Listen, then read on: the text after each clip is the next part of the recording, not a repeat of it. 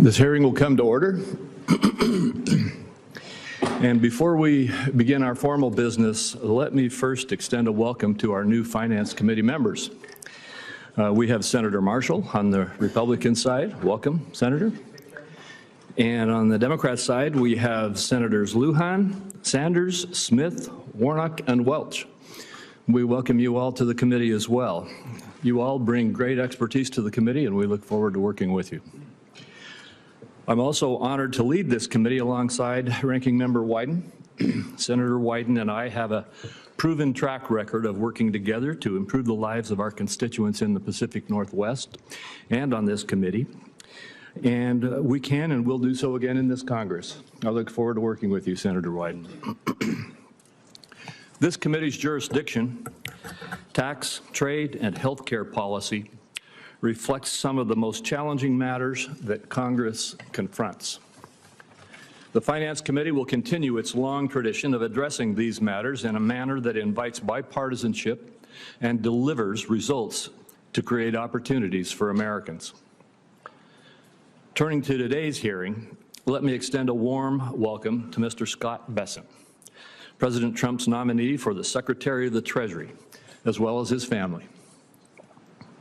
Congratulations, Mr. Bessent, on your well-deserved nomination, and thank you for your willingness to serve and for your extensive cooperation with this committee. It has already been a great pleasure to work with you. You've been transparent, candid, and insightful with me and with my colleagues. You've spent countless hours meaningfully answering our questions and according yourself with great courtesy, dignity, and professionalism. Throughout the committee's rigorous vetting process, and I think that our Finance Committee has the most rigorous process of any committee in the Congress, you have worked tirelessly to meet our long-standing diligence standard. It's clear that you followed applicable law and provided thousands of pages of documentation that substantiate your positions supported by major law and accounting firms. Thank you for your transparency and responsiveness throughout the Finance Committee's exacting process, and I look forward to continuing to work together with you. Mr. Bessent has worked for the last 3 decades as one of the sharpest minds in the global finance industry, including as an entrepreneur who started his own asset management firm. He taught economic history at Yale University, is a member of the Council on Foreign Relations, has served on the board of universities and nonprofits, and engages in a variety of philanthropic endeavors.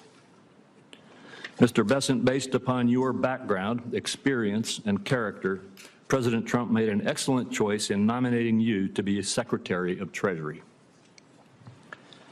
As you have described it, the position for which you are nominated is at the heart of the American economy, which is in turn at the heart of global economic growth. A Treasury Secretary heads the agency charged with supporting economic growth, representing U.S. interests before foreign nations and global financial markets and organizations, managing the federal treasury and overseeing financial institutions, to name just a few of the responsibilities. Past successful Treasury Secretaries have understood business and financial markets, as well as foreign policy and national security, budgets, and regulation. They have worked collaboratively with Congress to enact the President's priorities. Additionally, they have been forthright and communicative. The next Treasury Secretary will have to work with Congress to preserve and build on the pro-growth Republican tax policies that have greatly benefited all Americans, as well as improve our global competitiveness through trade deals that create market access and combat China's unfair practices. As seen in the results of our most recent election, American voters resoundingly support returning to the robust economy that we enjoyed during President Trump's first term. If you're confirmed, I look forward to working closely with you to achieve these and other essential aims. Mr. Bessent, on behalf of my colleagues, I thank you for your willingness to serve and again congratulate you on your support and on your nomination, which I intend to support. With that, I recognize Ranking Member Wyden for his opening remarks. Thank you very much, Mr. Chairman, and I appreciate your introducing all the new members on both sides, and as always, your very kind comments about me. Very much appreciated. In a Trump economy, the winner's circle is small, and it's dominated by the ultra-wealthy.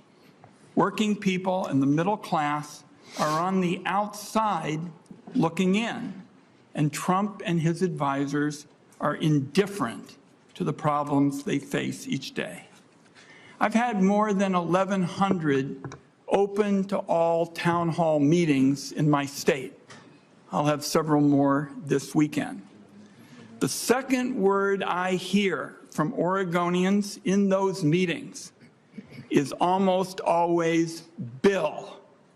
Grocery bill, medical bill, electricity bill. Americans feel held down by the cost of living. They look at the growing fortunes at the top, and they weigh that against their sense that America's middle class just doesn't have the opportunities to really get ahead. The American people voted for change, and more than anywhere else, they want change in the economy. I don't believe they're going to get it from Mr. Bessent or Donald Trump. The centerpiece of the Trump economic agenda is extending his 2017 tax law at a cost of more than $4 trillion. Ultra-wealthy individuals who rake in millions each year would get tax breaks of hundreds of thousands of dollars.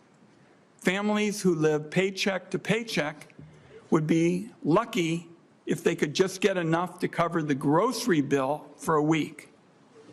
How does Donald Trump and Republicans plan to pay for their multi-trillion-dollar giveaways to the ultra-wealthy? For starters, they'll be offering across-the-board tariffs. And let's be clear about what that's all about. Trillions of dollars in new taxes paid for by working Americans and small businesses. And to me, the ultimate distillation of the Trump agenda is paying for tax breaks for the top by increasing child hunger, booting tens of millions off their health insurance, and laying off hundreds of thousands of manufacturing workers. It feels to me like a class war on typical American families. And the nominee, if confirmed, is going to be right in the middle of it.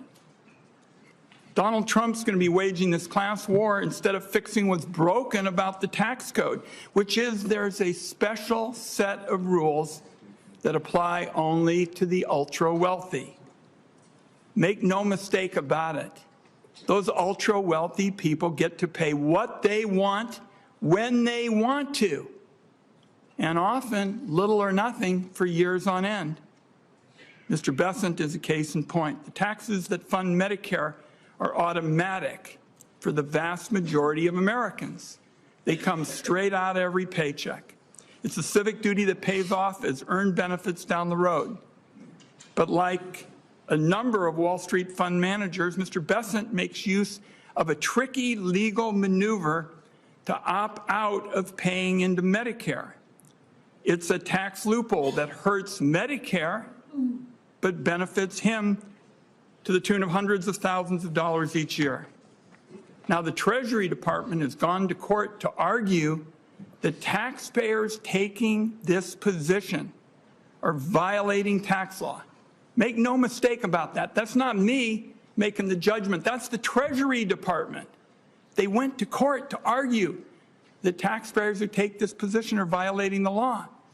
I believe it's a big conflict of interest if the nominee is confirmed. Either he and his lawyers take the position that Treasury policy doesn't apply to the Treasury Secretary, or he blesses a loophole that lets Wall Street titans blow off their fair share of Medicare taxes. This is exactly the kind of abusive scheme that leaves Americans feeling disgusted with the tax code. They feel it every spring when they go to file their taxes through the big software companies as well. It's absurd that Americans get charged huge amounts of money to file their taxes every year. That's why a number of us in this room worked hard to create the new direct file program with resources from the Inflation Reduction Act and the Biden administration. It's a free option that allows taxpayers to file their returns directly to the IRS. No software middlemen picking their pockets or harvesting their data. It launched last year to rave reviews, and virtually nowhere in the Western industrialized world do we have the kind of bureaucratic, costly system we have today, and we're trying to change it. 35 million Americans across 25 states, 30 million Americans across 25 states are going to be eligible to use direct file this year. That's if it continues to survive. The software giants want direct file killed. Republicans are on their side, so maybe they're going to get their way. If they do, it'll cost American taxpayers hundreds of millions of dollars this year alone.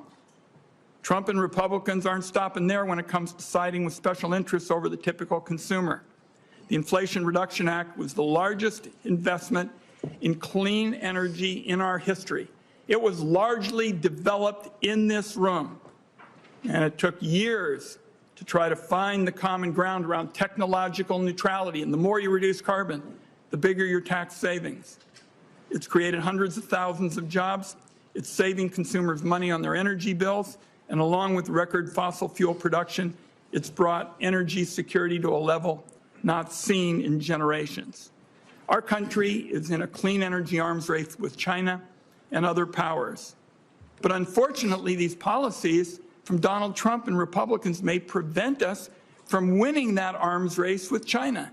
That's because the Trump administration is talking about selling out to special interests and far-right ideologues that want to nuke the provisions of the IRA that help us promote clean energy. They want to keep in place the oil and gas subsidies that have been around for more than a generation, but eliminate the incentives that put us in the lead on clean energy. From what I've read, that's how the nominee sees it as well. That would be a recipe for higher energy costs, weaker energy security, and surrender to China when it comes to clean energy jobs and investment. In my view, that just defies common sense. I'll close with this. Many people, myself included, hoped that the president-elect would pick a steady hand for Treasury Secretary, someone who would be a moderating force, who'd work with all sides, and especially for the interests of all Americans, for a tax code that gives everybody in America the chance to get ahead, not just the people at the top. So this is an important discussion today. And I wish I had read something that would indicate that this nominee would be the kind of Treasury Secretary I described. That's why we have the hearing, to get his views. Thank you, Senator Crapo. Thank you very much, Senator Wyden. And today, we are honored to have our good friend and colleague, and now the new Budget Committee Chairman, Senator Lindsey Graham, to help introduce the nominee. Welcome, Senator Graham, from the great state of South Carolina. I want to thank you for joining us today, and I'll turn it over to you to introduce Mr. Bessent. Well, thank you, Mr. Chairman, and ranking member to all my colleagues. And there are only 100 of us. We know each other pretty well. This is my first appearance in the Finance Committee, probably last. Y'all work on complicated stuff, and I'm glad you like this stuff. Seems kind of boring to me, but it's important what you do, and I respect the intellect of the people on this committee because our economy needs the best minds that we can find on the Finance Committee. And we need a Secretary of Treasury that knows what he's doing, has the trust of the President, and loves his country. Your ship came in with this guy. So Scott Bessent's from South Carolina. He's academically gifted and real-world tested. He went to Yale, so nobody's perfect. When he told me that, I said, I don't know about that. But anyway, he's really, really smart, and this is a complicated area. Now, why am I here? Because Trump won. I wouldn't be here if Trump hadn't won. Trump won because more people voted for him. And he had to pick people to form his cabinet. And when he talked about the Secretary of Treasury, I'm not the normal person you would go to ask about, because this is not so much my portfolio. But when he mentioned Scott, I said, oh my God, home run, from my point of view. I mean, you talk about somebody who's academically gifted, understands the world. Scott, like any Republican president, would pick Scott. I mean, he's really understands the president and what the president wants to do. And the reason I vote for almost everybody, for every president, is I believe, colleagues, that every president deserves a cabinet that they know and trust and can rely upon. If I had to vote for people based on agreeing with them, I wouldn't vote for anybody y'all picked. That's not the standard for me. I vote for people who I disagree with because I think they're qualified. So I would just ask the committee to think for a minute, is this man qualified? Does he have the background and the intelligence and the character to serve President Trump and our nation's Secretary of Treasury? I think by any reasonable test of qualifications, he excels beyond the bare minimum to the highest level of excellence. But that's just my opinion. So my goal here today is to tell you a little bit about him. You've heard from the chairman about his success in the financial world, about his academic qualifications. He was born in Little River, South Carolina. Why do they call it Little River? Because it's little, and it's a river. It's in Horry County. How many of you heard of Myrtle Beach? Most of you. Well, this is somewhere between Conway and Myrtle Beach. At 9 years old, his first job was to set up beach chairs and umbrellas in North Myrtle Beach. And apparently you did well there, because North Myrtle Beach is thriving. He went to North Myrtle Beach High School, and he was voted most likely to succeed in 1980. And we have a high school classmate of his. What did they see in him? The same thing I see. Someone who really is talented and works hard and just a good person. The type of people that you think are going to succeed, but you hope succeed.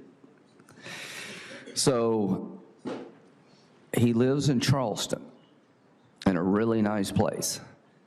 Going from Little River to Charleston is about a 2.5-hour drive, but it's a real change. Since I represent South Carolina, I like them both very much. He's married, John, his husband's right behind me. They have 2 kids, Caroline and Cole, and they're absolutely adorable. And from a South Carolina point of view, we're really proud of Scott. I was over the top happy when President Trump picked him, because I know him. I know where he came from. The rich and powerful don't live in Little River. This is truly the American dream. This man has been successful at everything he's ever tried to do. He's worked really hard. And why did President Trump pick him? Because he believes that President Trump's economic agenda is good for this country, and he wants to help President Trump be successful. And here's what Scott said. I think it's the melding of economic policy with national security. Economic policy and national security are now indispensable, and Donald Trump understands that. So I'm here to tell you, folks, I agree with that. If we don't have energy independence, we're less safe. If we don't get our debt in order, we're less safe. I am known around here as kind of a national security guy, but I do understand economic policy matters. If you want to clean up the environment, a carbon fee seems to be a good way to do it, to punish China and India for bad carbon practices. Call it a tariff, call it whatever you want to do. So President Trump won. I'm here today because he won. I'm here today because Scott lives in South Carolina. I'm here today to tell you If you use qualifications as your test, this is the easiest vote you'll ever take. If your goal is to play like the election didn't happen, then I guess you'll vote no. That's just where we're headed in the Senate. When you lose an election, you get up and dust yourself off and you get ready for the next one. But I was honored when he asked me to introduce him, because I know this man, and America will be in good hands if he's our Secretary of Treasury. He deserves this job. He's qualified for this job. And President Trump, thank you for picking him. On behalf of all of us in South Carolina, we're extremely proud of you, and we wish you well. Thank you. Thank you, Senator Graham. We appreciate you giving this introduction, and you are now excused, as is our practice. And Mr. Bessent, before we turn it over to you for your opening statement, I have 4 questions that we ask all nominees who come before this committee. The first is there anything that you are aware of in your background that might present a conflict of interest with the duties of the office to which you have been nominated? No, sir. Second, do you know of any reason, personal or otherwise, that would in any way prevent you from fully and honorably discharging the responsibilities of the office to which you've been nominated? No, sir. Third, do you agree without reservation to respond to any reasonable summons to appear and testify before any duly constituted committee of the Congress if you are confirmed? Yes, sir. And finally, do you commit to provide a prompt response in writing to any question addressed to you by any senator on this committee? Yes, sir. Thank you very much. Again, welcome to the committee, Mr. Bessent, and you may make your opening statement. Good. Thank you. Chairman Crapo, Ranking Member Wyden, members of the Finance Committee. It's an honor and a privilege to be considered by this committee as the President's nominee for the Secretary of the Treasury. I want to thank all of you who took the time to meet with me over the past few weeks. I want to thank my spouse, John Freeman, who is here today, and my wonderful children, Cole and Caroline, Mike, I'm not sure if his mic's working. who are sitting behind me. Mr. Bessent, could you pull the microphone a little closer to you? Who are sitting behind me for the ultimate civics lesson. I want to acknowledge 3 people who couldn't be here today. My 98-year-old mother-in-law, Celine Freeman, a World War II French war bride of an American soldier who lives with us in Charleston, South Carolina, making for a 3-generation household. My sister, Paige McLeod Bessent, who doesn't like crowds and prefers the mountains of South Carolina to large cities, and my recently deceased sister, Wynn Bessent, who worked tirelessly as a public defender in one of South Carolina's poorest counties. I also want to thank President Donald Trump for having placed his trust and confidence in me for such an important role in his administration. While I have met with many of you, most Americans watching at home will be unfamiliar with my background. I have been blessed with a fulfilling and successful career, but my presence here today was far from predetermined. I was born and raised in the South Carolina Lowcountry. My father fell into extreme financial difficulty when I was young. When I was 9 years old, I started working 2 summer jobs, and I haven't stopped working since. I eventually made my way to Yale. I accepted my first internship in finance because the job came with a pull-out sofa in the office to sleep on, which allowed me to live in New York City rent-free. I've been involved in the financial markets ever since. I've been fortunate enough to work with some of the world's greatest investors in a career that has taken me to almost 60 countries over 40 years. My life has been the only in America story that I am determined to preserve for future generations.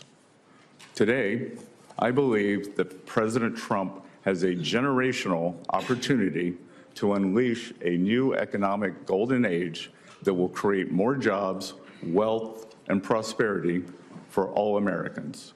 My life's work in the private sector has given me a deep understanding of the economy and markets. And while this experience will be invaluable in crafting economic policy, I have long adhered to the principle that you should know what you don't know and lean on those who do. Having never served in government, I intend, if confirmed, to be in close contact with each of you in your offices and seek your counsel. The Treasury Department plays a critical role in protecting American national security. We must secure supply chains that are vulnerable to strategic competitors, and we must carefully deploy sanctions as part of a whole-of-government approach to address our national security requirements. And critically, we must ensure that the U.S. dollar remains the world's reserve currency. Today, Americans face significant challenges in an economy that has not created enough opportunities for working men and women. We have an affordability crisis, a housing shortage, and for the first time in my lifetime, parents feel as though the American dream is slipping away from their children. The federal government has a significant spending problem, driving deficits that have averaged an historically high 7% of GDP during the past 4 years. We must work to get our fiscal house in order and adjust federal domestic discretionary spending that has grown by an astonishing 40% over the past 4 years. Productive investment that grows the economy must be prioritized over wasteful spending that drives inflation.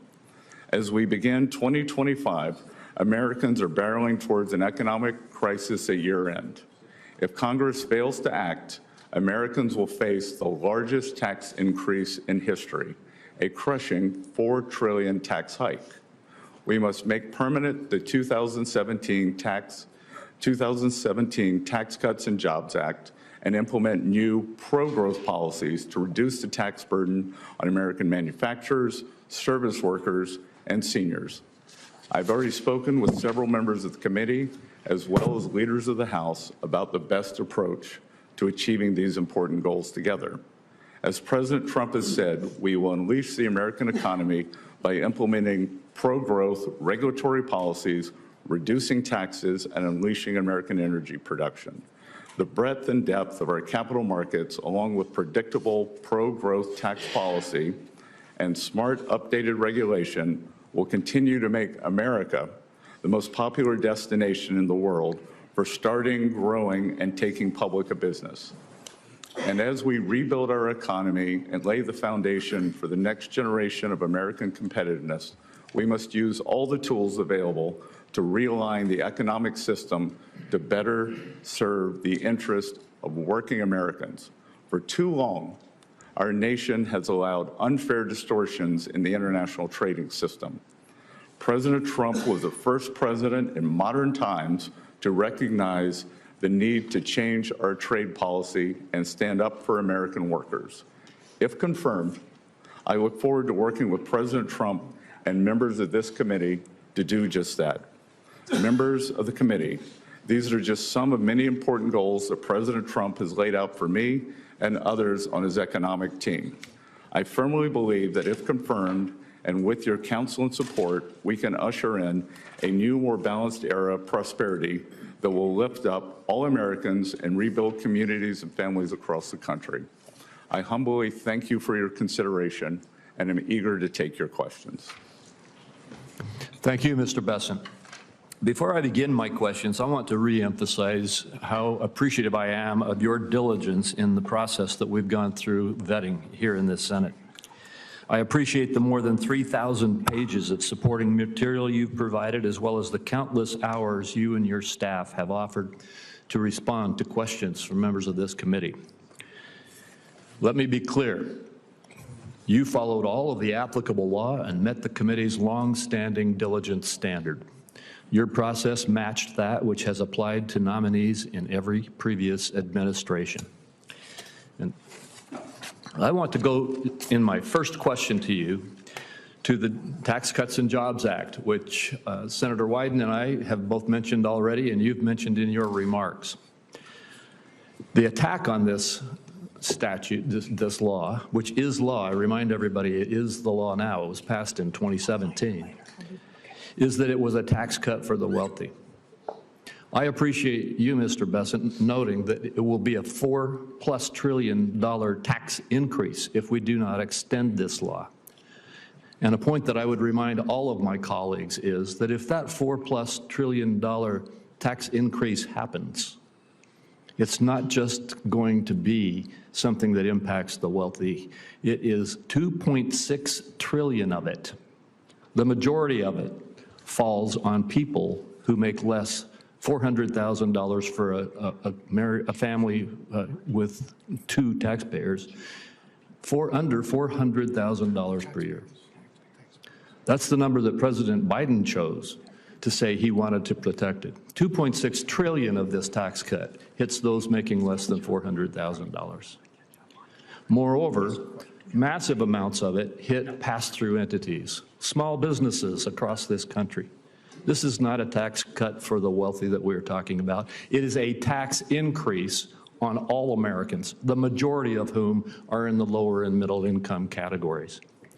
My question to you is, one of our pivotal tasks is to make sure that this tax increase does not happen. Can you give us your perspective on the impact that would occur in this country if we allowed this $4 trillion tax increase to happen?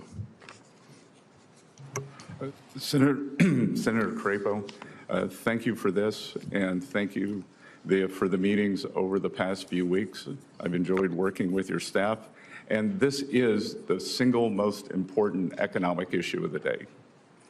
This is pass-fail, that if we do not fix these tax cuts, if we do not renew and extend, then we will be facing an economic calamity, and as always, with financial instability, that falls on the middle and working class people. We will see a gigantic middle class tax increase. We will see the child tax credit halved. We will see the deductions halved. So it will be what we call in economics, it has the potential for a sudden stop. And as I said, traditionally with these sudden stops, it falls on working Americans. Thank you. And I would just say to you, you may be aware of this, but the Tax Foundation has indicated that if we do sustain these tax cuts and protect them from expiring and stop this tax increase, that the extension of this policy would increase the growth of the GDP in the United States by 1.1% over time. Similarly, and I don't know how they came up with the same number, but the National Association of Manufacturers indicates that if we don't extend this tax relief, that there will be a 1.1% reduction in growth of jobs and development in our economy. It seems to me that as we are talking about what to do for America, that protecting America from a 1% reduction versus a 1% growth in GDP is a critical objective. Could you just give a little bit of perspective? I know you've just answered this question in another context, but could you just give a little bit more perspective on those kinds of dynamics? And I'm sorry, I'm going to try to keep to 5 minutes, and we've only got about 15 seconds left of mine, and I want to be sure everybody else stays on time, so I will too. Could you quickly respond? Well, Senator, I would just say that we saw the power of these tax cuts in 18, 19, and going into January of 20 before they were interrupted by COVID, and the great success that we had. Thank you. Senator Wyden. Thank you very much, Mr. Chairman. Let me say to the nominee, I've got 4 questions that I'm going to ask, and if we both can keep it brief, I think we can get to all of them, because I think it really frames for us what the debate is all about. I'm going to start by talking about the future of direct file. This is the program that helps our people who choose it to save hundreds of dollars when they file their tax return. Last year, the IRS launched it. It was enormously popular among taxpayers, but of course, the tax software giants and their big lobby just hate it. They want to shut it down. Now, the filing season starts January 27th, so it opens in 10 days, and millions of taxpayers around the country have already been notified that they are going to be eligible to use direct file this year. So I won't do this for every question, but I'd really like a yes or no on this one. Will you commit to keeping direct file up and running if you're confirmed? I will commit that for this tax season, that direct file will be operative, and the American taxpayers who choose to use it will. And if confirmed, I will consult and study the program and understand it better and make sure that it works to serve the IRS's three goals of collections, customer service, and privacy.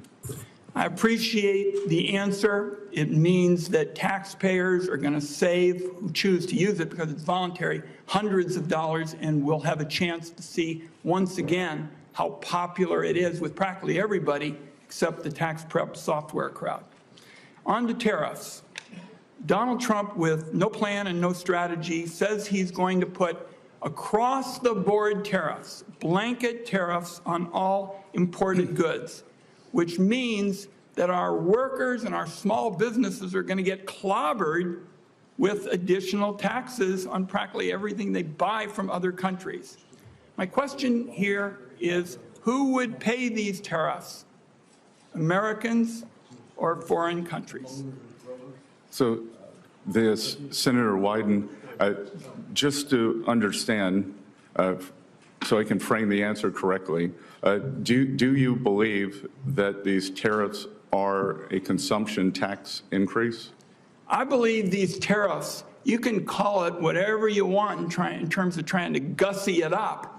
They're going to be paid for by our workers and small businesses. And all through the campaign, we heard they weren't, that foreign countries were going to pay it. I think that's baloney. It's going to be paid for by workers and small businesses.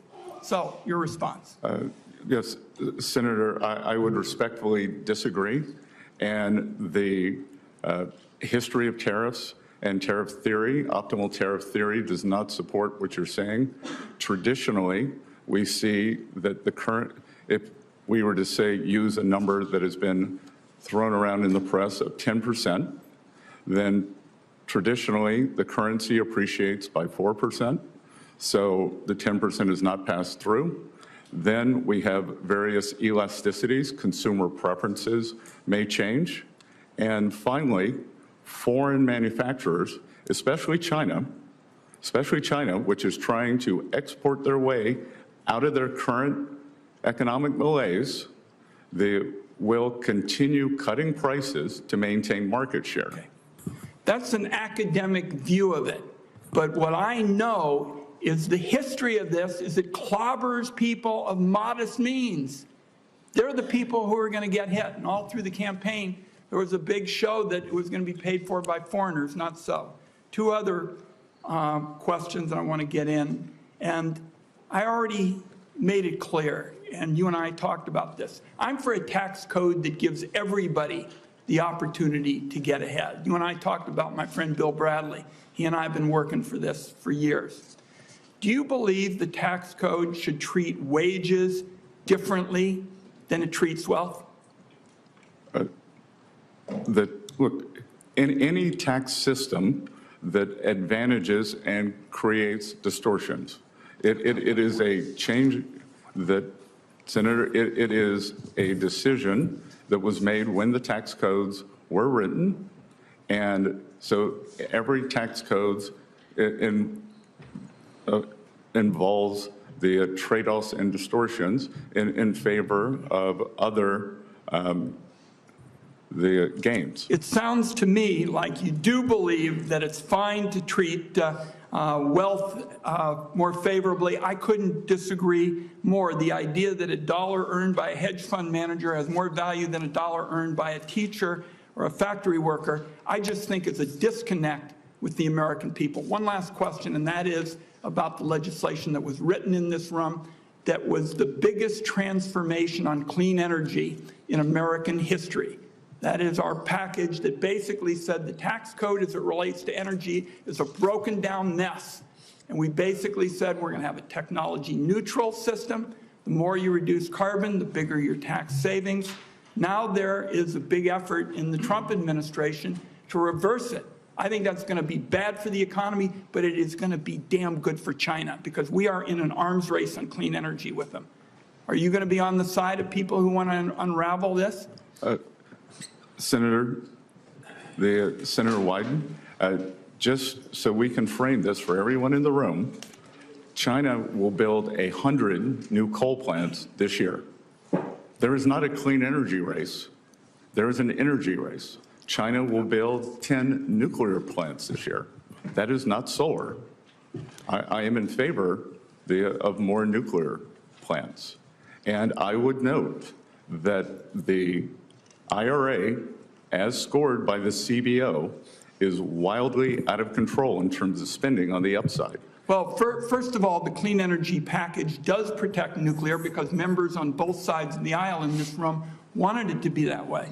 But if you're going to talk about fossils, the United States has achieved a greater level of energy security than we've had in generations. Oil and gas production is at record highs. And it's not just that, but it's about clean energy. And I'm very troubled by your position denying that we're in an arms race with China on clean energy, because we definitely are. Thank you, Mr. Chairman. We do need to move on. And I told Senator Wyden he could have those 4 questions, but I want to remind everybody else we've got a 5-minute time limit. He deserved those extra questions. Senator Grassley. Mr. Bessent, congratulations. I want to start out with where you and I talked about something in my office, and you remember that tongue-in-cheek comment I made to you that you're going to be asked by the chairman, will you answer all of our letters?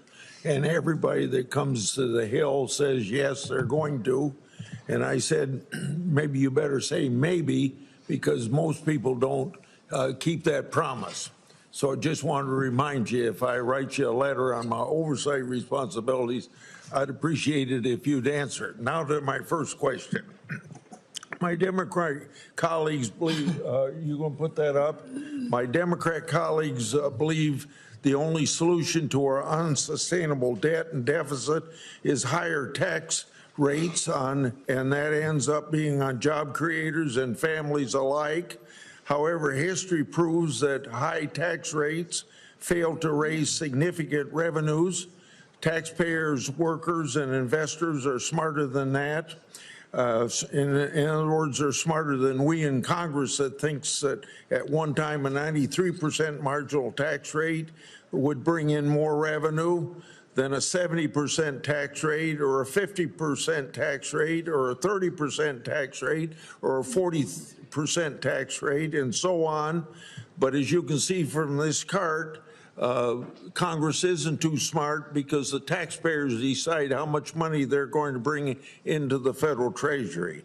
Now, on the other side of the ledger, federal spending is at levels we've never seen outside of war and recession and still growing. So I'm making a statement to you, but if you'd like to comment on whether or not we have a fiscal imbalance primarily or a spending problem rather than a revenue problem. Senator Grassley, I enjoyed visiting you in your office, and will remind you that when we were talking about the American agriculture, that I may be the first Treasury Secretary nominee in a long time who knows what a section is, 642 acres, and am involved in the farming business. And yes, we do not have a revenue problem in the United States of America. We have a spending problem. That historically, for the past 40 or 50 years, revenues, federal government revenues, have averaged about 17 to 17.5% of GDP. And spending has been slightly over that, leading us to a 3.5% budget deficit, which is manageable because we have roughly 3.8% nominal growth, 1.8% real growth, 2% inflation. Today, as you stated, and to be clear, this is one of the things that got me out from behind my desk and my quiet life in this campaign, was the thought that this spending is out of control. We are spending about 24, 25% of GDP, So as you said, 6.8 to 7% deficit. We have never seen this before when it is not a recession or not a war. And I am concerned because several times the Treasury of the United States has been called upon to save the nation, whether it was the Civil War, the Great Depression, World War II, or the recent COVID epidemic. Treasury, along with full government and Congress, has used its borrowing capacity to save the Union, to save the world, and to save the American people. And what we currently have now, we would be hard-pressed to do same.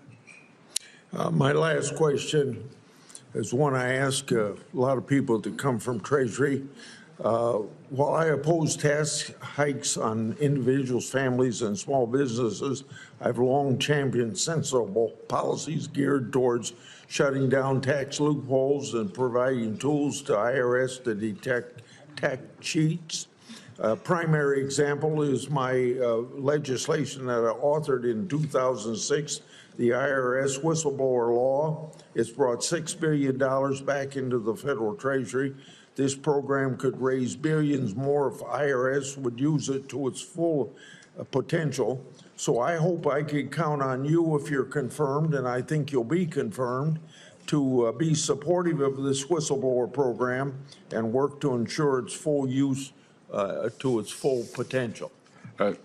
Senator Grassley, we are in complete alignment on this program.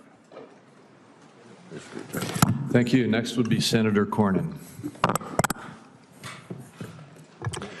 Well, thank you, Mr. Chairman. Mr. Bessent, welcome to Washington, D.C. You're getting a taste of what it's like here, which is an out-of-body experience for most people who are not acquainted with it.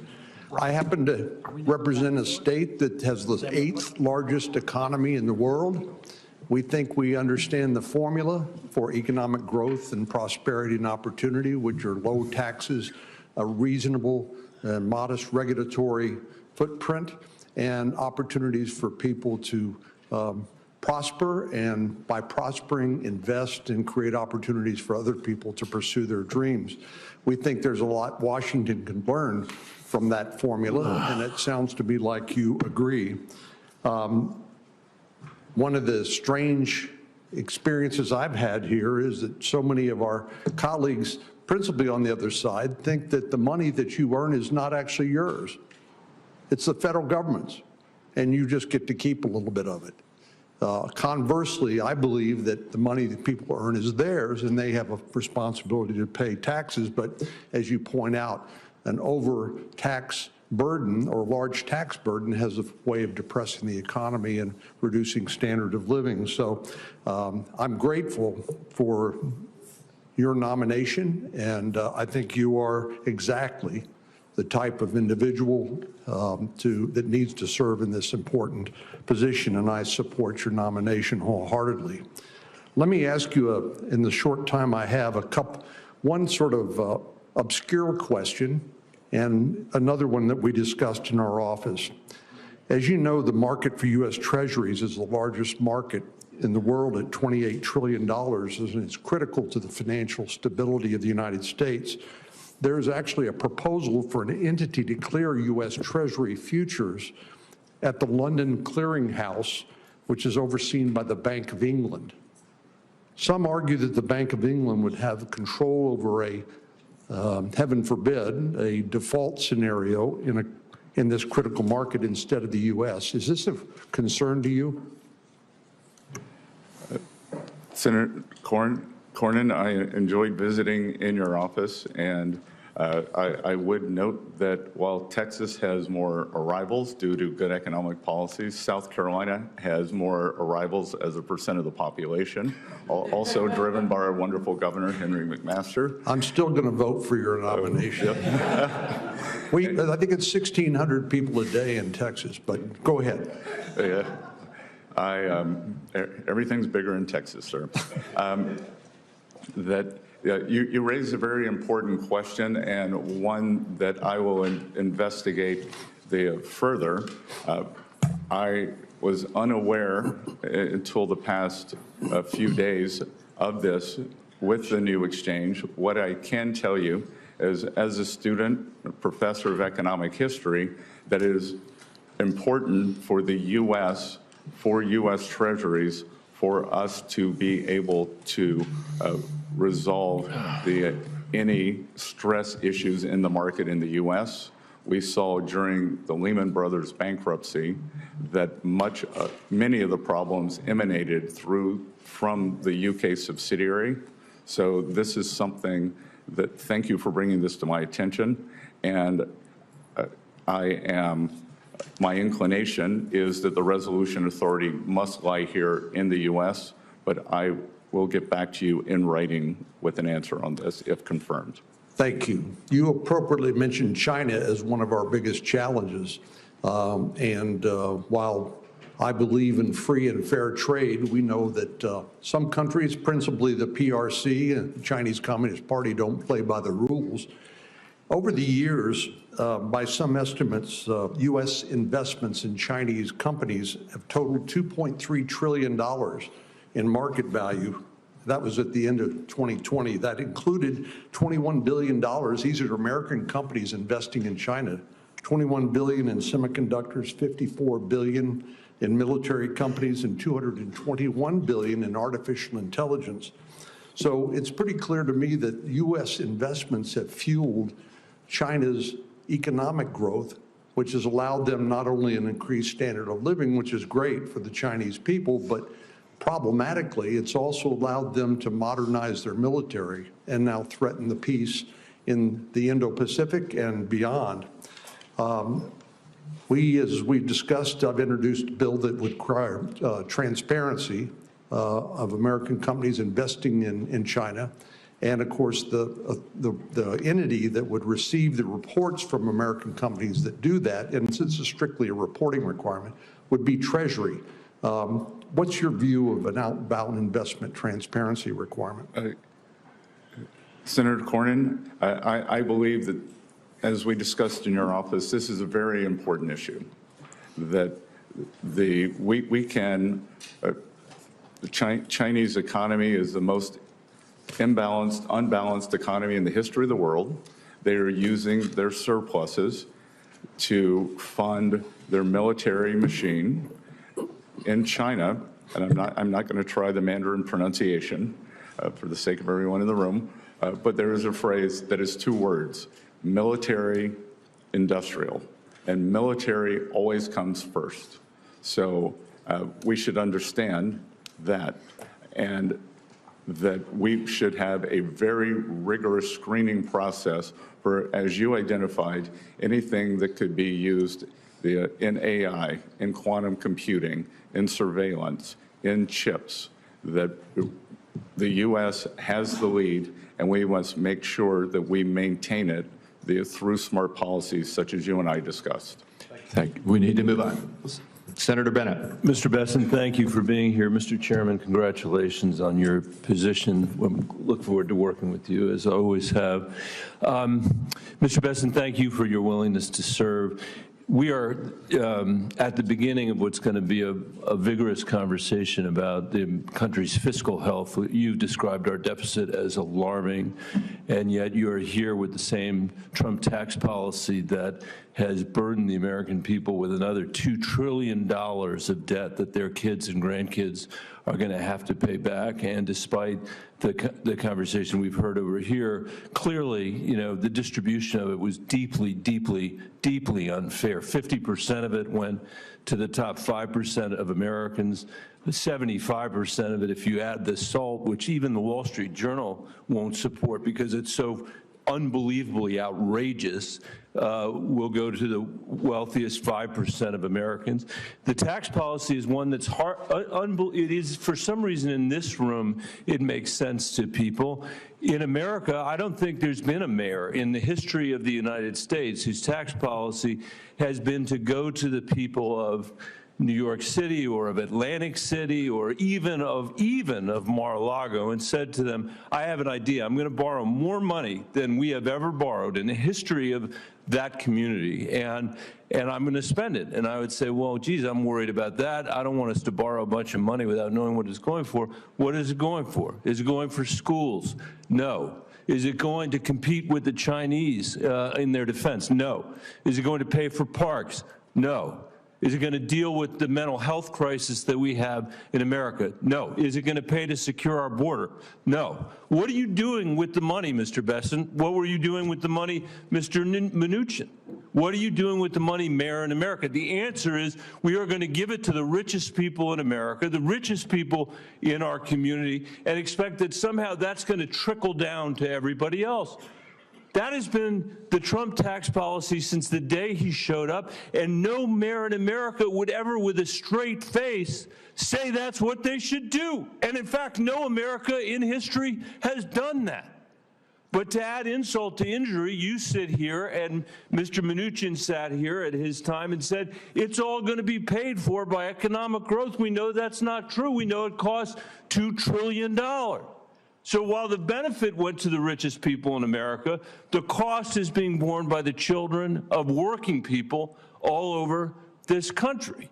And that's what's going to happen now. It's $4.6 trillion this time, not $2 trillion. And then you come here, and this is my question, Mr. Bessent, and you sneak into your opening statement that we have a spending problem, and what we have to focus on, as you said, is discretionary spending after your crocodile tears about how China is out competing us. And as you know, because you're a smart person, and you spent a lot of time on Wall Street, just like your predecessor did, discretionary spending is about 1/3 of our overall spending. 17% of what we spend is domestic. 17% roughly of what we spend is military spending, that spending you were talking about with respect to China. There are so many things I think you owe the American people after we have seen the catastrophe of the result from the tax cuts the last time and the fact that the benefits went to the wealthiest people. But don't you at least owe the American people a refund for the $2 trillion that they've already incurred because of the last round before you get to the $4.6 trillion? Can't we think of a better idea in the halls here than cutting taxes for the wealthiest people and expecting that it will trickle down to everybody else when we have the profound needs that you have talked about? When we're living in an economy, you had the American dream. We heard you say that, where fewer and fewer people can get ahead, where this generation of Americans is going to be the first generation to leave less opportunity, not more, to our kids and our grandkids, where we see massive income inequality and wealth inequality when Trump was president, when Biden was president. Can't we think of a better idea than that? And at a bare minimum, and this is tiny, don't we owe them an answer about what you are going to do to that 17% of discretionary spending, or even the 1/3, before you come in here and say that the most important thing we should do is cut taxes for the richest people in America? Senator, thank you. And I would respectfully disagree with much of your categorization in terms of the benefits accruing to the richest Americans. Actually, the share of taxes paid by the upper percent of Americans increased after TCJA. It went from 39 to 46%. The top 50% of Americans now pay 98% of taxes, and working families had real wage increases in 2018 and 2019, and going into 2020 pre-COVID.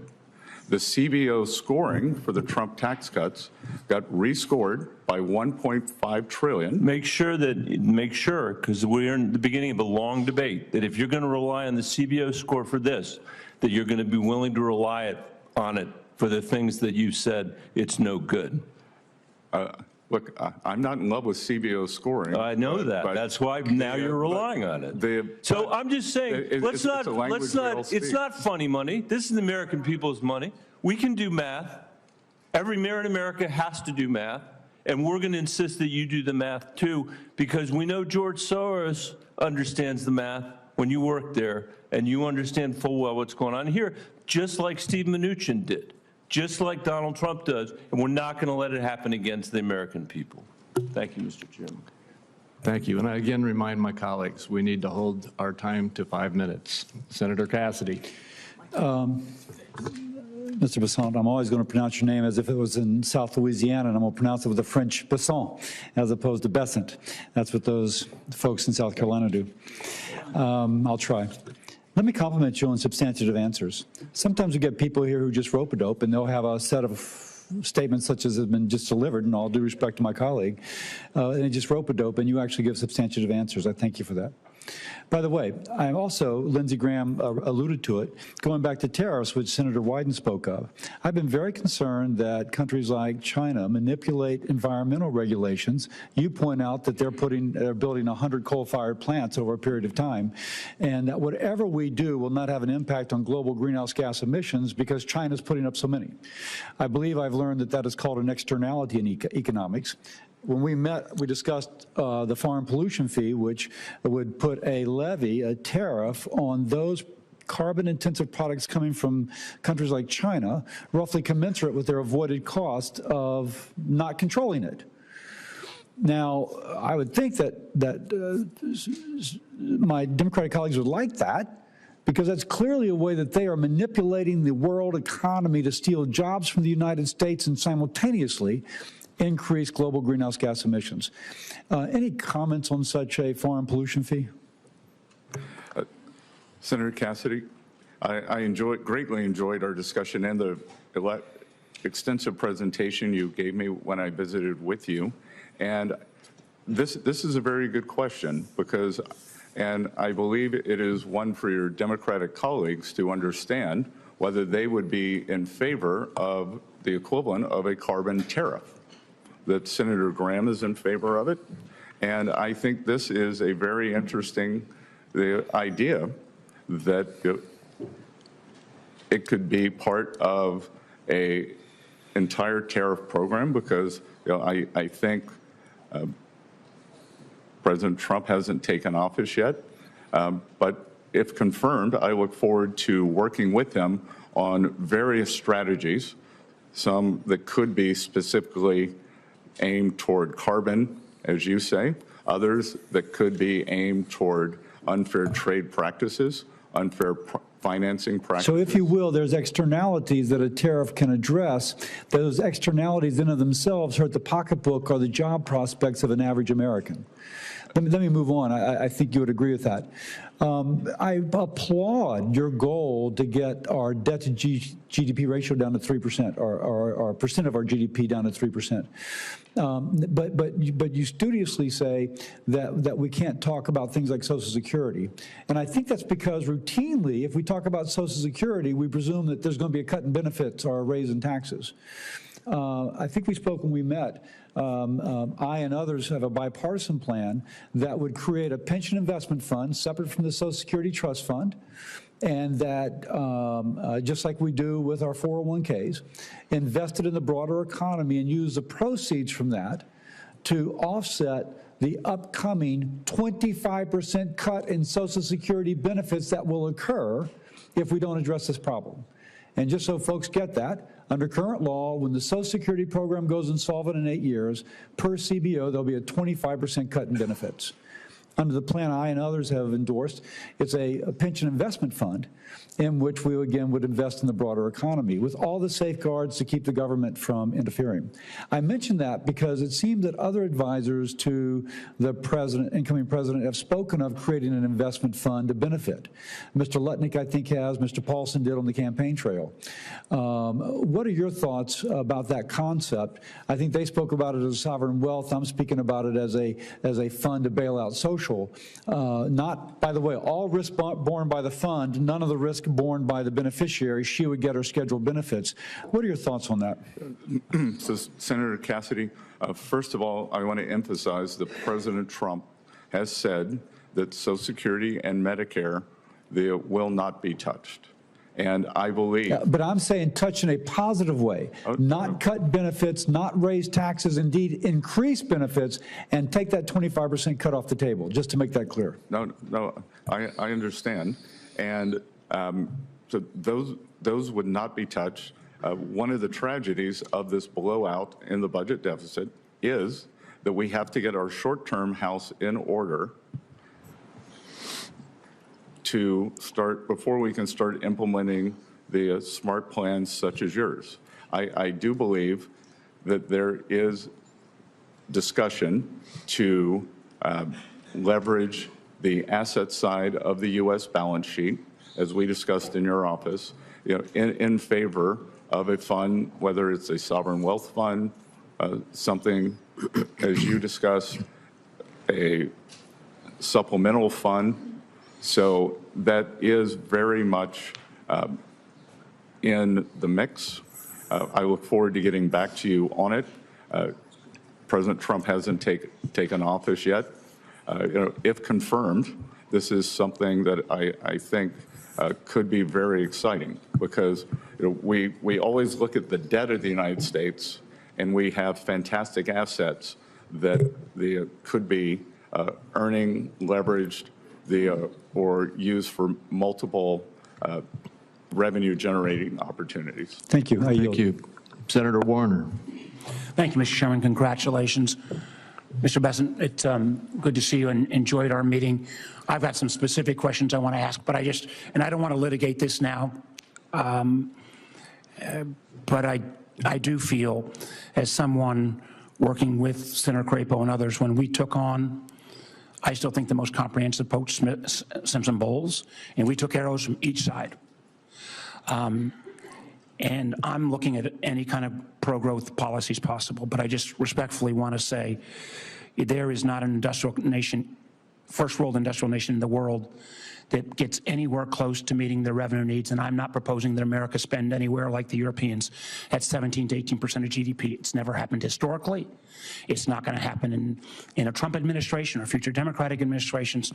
So I just, we'll have a time to talk back and forth on this, but I can't let some of this go without at least offering something that there's not an economist around that wouldn't concur. We got to bring down spend, but the revenue side alone is not, excluding that, we're never going to get to a balance.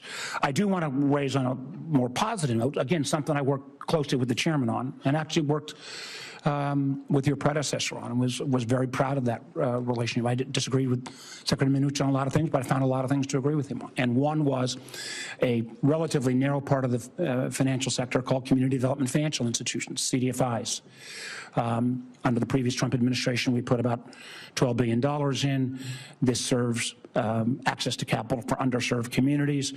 Under Senator Crapo's leadership, we built a bipartisan CDFI caucus, 12 Ds, 12 Rs. It's tough to get 24 bipartisan senators to agree on anything.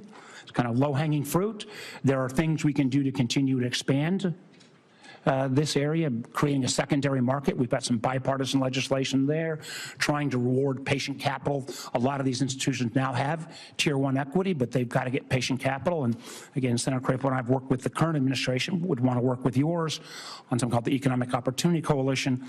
But can you say a word or two about how you view CDFIs and this making sure that underserved communities get the access to capital so they can have their own American dream, how that fits into your lexicon? Senator Warner, I enjoyed talking to you about CDFIs in your office. The early part of my career was as a financial services analyst, so I have a depth and breadth, and I believe that the breadth of the U.S. financial services industry is what makes the U.S. economy, differentiates the U.S. economy from the rest of the world. And I think the addition of these CDFIs into underserved communities are very important. Well, I appreciate that. And again, it's bipartisan. And there are, again, you understand markets well. If we could spark a secondary market in this debt, we could leverage and I'm talking about private capital, and I know that's what my colleagues like a lot, private capital, but we can leverage it exponentially. One of the things we discussed, and again, we talked about this in my office, and I don't want to, one of the things I was happy to hear, I feel very strongly that we cannot reward Vladimir Putin's aggressive, outrageous behavior in Ukraine. And I think the Ukrainians have performed remarkably. Obviously, they have manpower issues. I see this from the intel side on a daily basis. One of the areas that I think we have not done as well, and candidly, the sanctions regime, I don't think was as effective as it should have been. And I frankly think the Biden administration waited too late to put some of these additional sanctions on oil and tankers. The ability to Russia to retool. Listen, I hope if President Trump can settle this, hallelujah, the world would be better off. But one of the things we discussed in my office was the potential to actually increase the sanctions regime as a way to help further leverage that. Would you care to talk for a moment about that again? Yes, so Senator Warner, I believe that the sanctions regime, especially, well, first of all, I would say in my adult life that the tragedy going on in Ukraine is one of the greatest tragedies of my adult life, and ending that as soon as possible, and any role that Treasury can play in that, if confirmed, I would like to do. As we discussed, I believe that the sanctions were not fulsome enough. I believe that I believe that the previous administration was worried about raising U.S. energy prices during an election season, and I am perplexed to see that National Security Advisor Sullivan, on his way out the door, is raising the sanctions level on Russian oil companies. And indeed, the oil prices in the U.S. are up about 9% this month. So what was good for that administration is being foisted on us. But having gone from, I think, low-level sanctions to mid-level, that if any officials in the Russian Federation are watching this confirmation hearing, they should know that if I'm confirmed and if President Trump requests, and as part of his strategy to end the Ukraine war, that I will be 100% on board for taking sanctions up, especially on the Russian oil majors, to levels that would bring the Russian Federation to the table.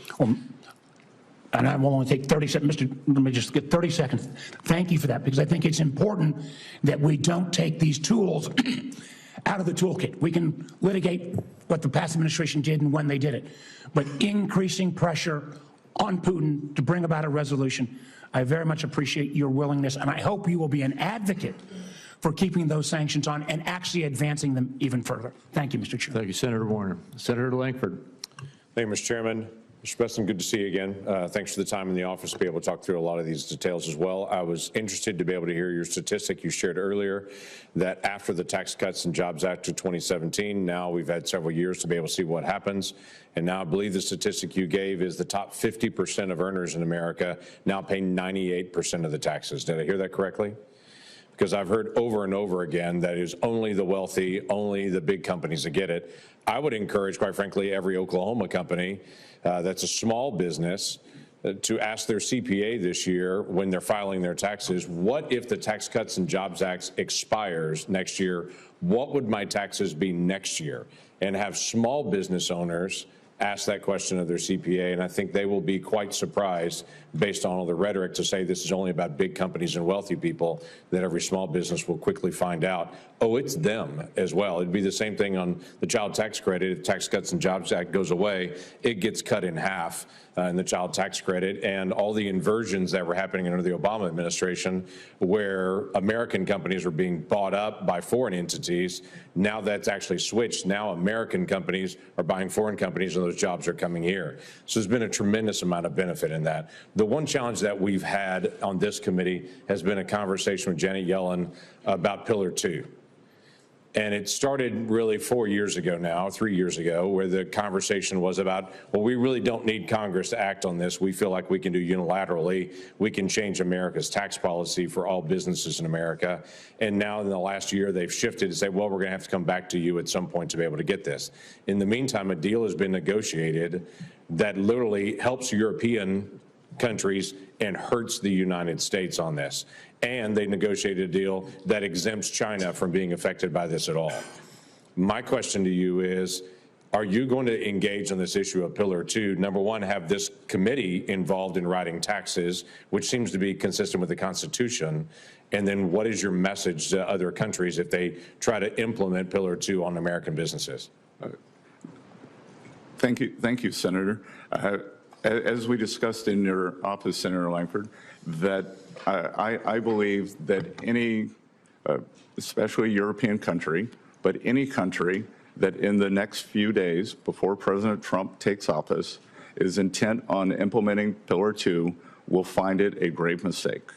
That the taxation of U.S. companies is a sovereign issue, and that authority lies with this Congress, and I will respect that. I will work with you to undo what I think has been a terrible policy. Yeah, which I would agree, and many members in this committee would agree, that not only they went around Congress violating the Constitution, but it deliberately hurt American companies.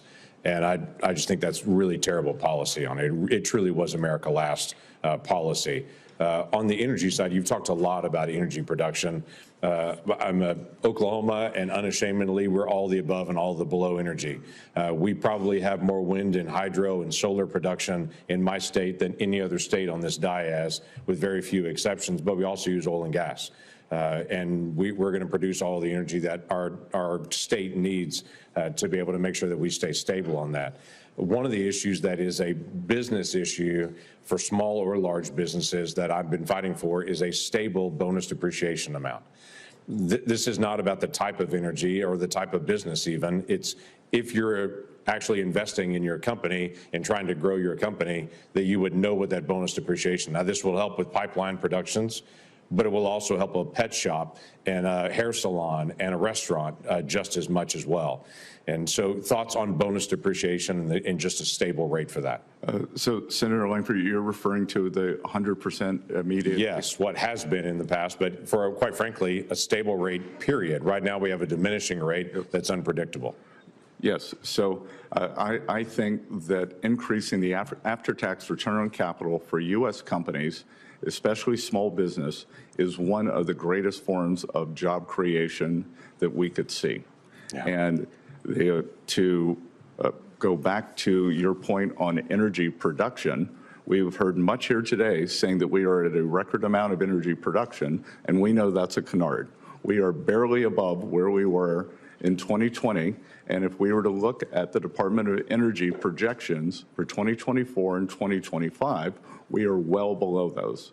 The past 4 years, we have seen U.S. production constrained, and part of a fulsome sanctions program would mean that we need more energy production in the U.S. to make up for the loss of sanctioned Russian oil to protect the U.S. consumer. Right, which is American jobs, which is American income, which one of the things we're going to have to deal with is the intangible drilling cost punishment that was actually put on all the independent oil and gas companies in my state and everywhere else that drives up the cost for consumers as well. That's another issue that this committee needs to take on. Mr. Chairman, thank you. Thank you. Senator Hassan. Well, thank you, Mr. Chairman, and again, congratulations on your position. I look forward to working with you and all of our colleagues on the committee. And thank you, Mr. Bessent, for being here. Congratulations on your nomination and for your willingness to serve, and welcome to your husband and children as well. We are grateful for their willingness to share you with the country. I appreciate you meeting with me in this process and sharing your priorities at Treasury if you are confirmed.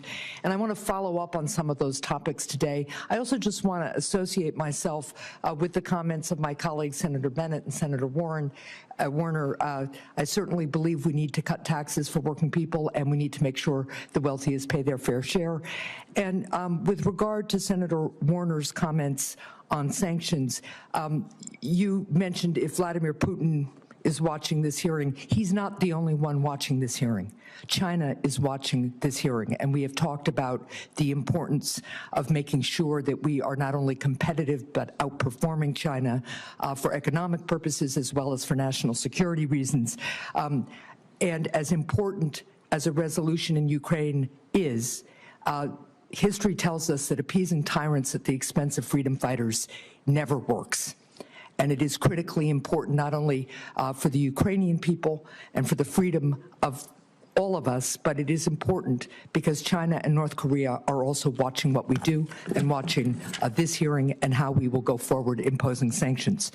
To turn to some of the topics that we discussed when we met in my office, the research and development tax deduction was one of them. It's critical to helping us outcompete countries like China. Currently, China provides a 200% super deduction for R&D, while American businesses can only immediately deduct 10% for R&D. I've worked with Senator Young on a bipartisan effort to restore the full and immediate R&D deduction. So do you support restoring the full and immediate R&D deduction? Will you work with me and my colleagues to get this across the finish line in Congress? Senator, I enjoyed the meeting in your office. I am not fully versed in this, but my inclination is that this is something that I would support, and I will get back to you, if confirmed, I will get back to you very quickly on it, and we'll make it a priority. Do you agree it's an important tool for American companies to improve their competitiveness? Yes, Senator. Thank you. One of my other top priorities is working on a bipartisan basis to lower costs for families. Under President-elect Trump's policies, do you believe that prices for families will go up or down? I believe that inflation will be much closer to the Federal Reserve's target of 2%. And I believe that what we have seen over the past few years is that the bottom two income quintiles have a very different basket of goods and services. So there are two ways. We can either lower cost or we can get real wages up. I would hope that we would be able to do both. So you believe that President Trump's policies will further increase wages and lower inflation? I believe that they will increase real wages and lower inflation closer to the Federal Reserve's 2% target as it did during President Trump's first administration. Are there any specific policies proposed by the President-elect that you expect will increase prices for families? There's nothing I can immediately think of. So that's a no. If the President-elect were to propose a policy that you believe will increase prices, would you advise against it? I would speak to President Trump about it. It is his decision, and I believe that we think that if we look back, that it is a complete composite return in terms of aggregate inflation numbers, and I think it's very difficult. Well, I have limited time, so if you believe that a policy that is proposed by President Trump would increase prices, would you advise him against doing it? Yes or no? I can't answer that question because it's a hypothetical. All right, let's move on to, when we met prior to the hearing, you told me that President Biden was responsible for increased prices over the past 4 years, something we can litigate, but I don't want to right here. By the same token, I assume you would agree that if prices increase in the next 4 years, President-elect Trump would be responsible. I think there could be a variety of reasons. I think that it could be we will see the policies of the Federal Reserve, the spending policies. Congress sets the spending policies. So, look, I'm going to cut to the chase because I'm out of time. But at the end of the day, what you're articulating is a double standard, and it's disappointing to me. Thank you, Mr. Chair. Thank you. Senator Daines. Chairman, thank you. Mr. Bessent, good to have you here this morning. I think we're seeing here in this committee is we really do have a divide between two very different philosophies about how to go forward and what's best for the American people in this economy, what's best for global competitiveness. I remember sitting right in this chamber as we were debating whether or not we should launch the multiple trillion-dollar massive spending bills, which is a $2 trillion COVID bill, the Inflation Reduction Act, massive multi-trillion-dollar bills that even Democrat former secretaries of Treasury said could be inflationary, and indeed it was. You compare that outcome to what we are going to return back to the policies of the prior Trump administration, that when you lower taxes for businesses and the American people, you create more tax revenue, you create more economic activity, you create more wage growth, particularly for minorities as well. And you start to get back into winning in terms of global competitiveness. We stopped the inversions. It was absolutely like, boom, went from multiple inversion to zero once we moved forward with this.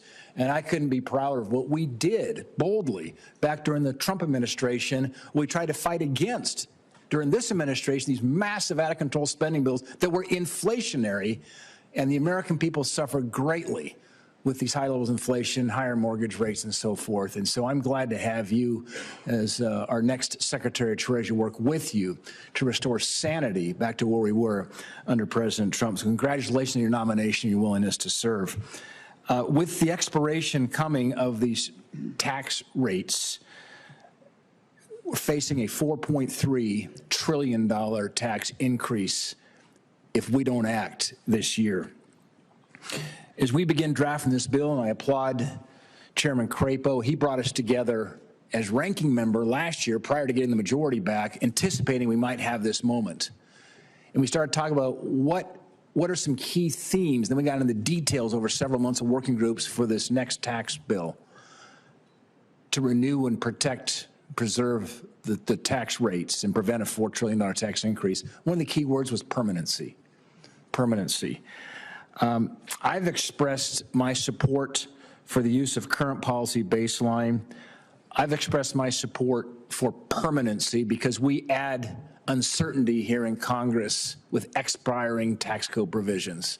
It's time to make them permanent, to take one additional burden away from the American people wondering what's going to happen with Congress, whether my tax rates will depend on what happens in the next election or what happens if Congress can act. Let's take that off the table with permanency. My question, Mr. Bessent, is you've said we need to grow our way out of our current economic situation. I couldn't agree more. And that's just the philosophical divide we face here. Somebody who embraces more the supply side idea, reduce rates, unleash capital into the free markets and let those markets decide where that investment relies versus a bunch of bureaucrats here in Washington with wasteful spending. How does permanency and certainty of the tax code affect our ability to grow out of these problems? Senator Daines, I've enjoyed getting to know you over the past year with your work on the National Republican Senate Committee and talking to you in your office, and also discussing your history in the private sector, both with the big company and small companies. And a question like that makes it clear to me that you understand the incentives, that it is incentives that drive everything in tax policy. And I can tell you that since November 5th, for small businesses, we have seen the biggest increase in optimism since they have been keeping the metrics. So certainty, small business owners, many of whom they are pass-through corporations, believe that we will get the tax TCJA across the line. I think we could see a bigger increase in optimism. In economics, when we have something we can't define, we call it animal spirits. And I think we are seeing animal spirits, a nascent move up, but permanency and forward guidance gives people certainty. We get capital and investment, we get hiring, we get real wages. The employers want to keep train and expand their workforce. So everyone wins with permanency, certainty. A kind of forward guidance for tax policy, I think, would be one of the things that could unleash this new golden age that President Trump has talked about. Yeah, I want to make one statement. I know I'm out of time here, Mr. Chairman, but when you take a look at the private sector jobs in America, it's about 140 million private sector jobs. 88 million of those jobs are from pass-through entities. That's about 63%, which tells me that, and that's the part that's expiring. I mean, the corporate rates are staying permanent. It's the pass-through rates. Those 88 million jobs, 63% of the private sector jobs are taking a look at what's going to happen here in Washington over the course of the next 6 to 8 months. Very, very important we make these rates permanent and prevent a tsunami of $4.3 trillion tax increase that will come if we don't act. Thank you, Mr. Bessent. Thank you, Senator Cortez Masto. Thank you, Mr. Chairman. Mr. Bessent, good to see you. Thank you for meeting with me. Welcome to your family as well. Let me ask you this. I'm going to talk a little bit about the ACA premium tax credits. Over 80,000 of my constituents in Nevada receive that premium tax credit to assist them in affording their health care coverage. And on average, these credits lower an American's health insurance costs by $530 per month. Congress provided an enhanced PTC in 2021, but that policy expires this year. And without the enhanced PTC in place, millions of Americans are going to lose their health coverage. So as the person most responsible for tax policy in the incoming administration, would you commit to opposing any attempt to remove or not renew these credits?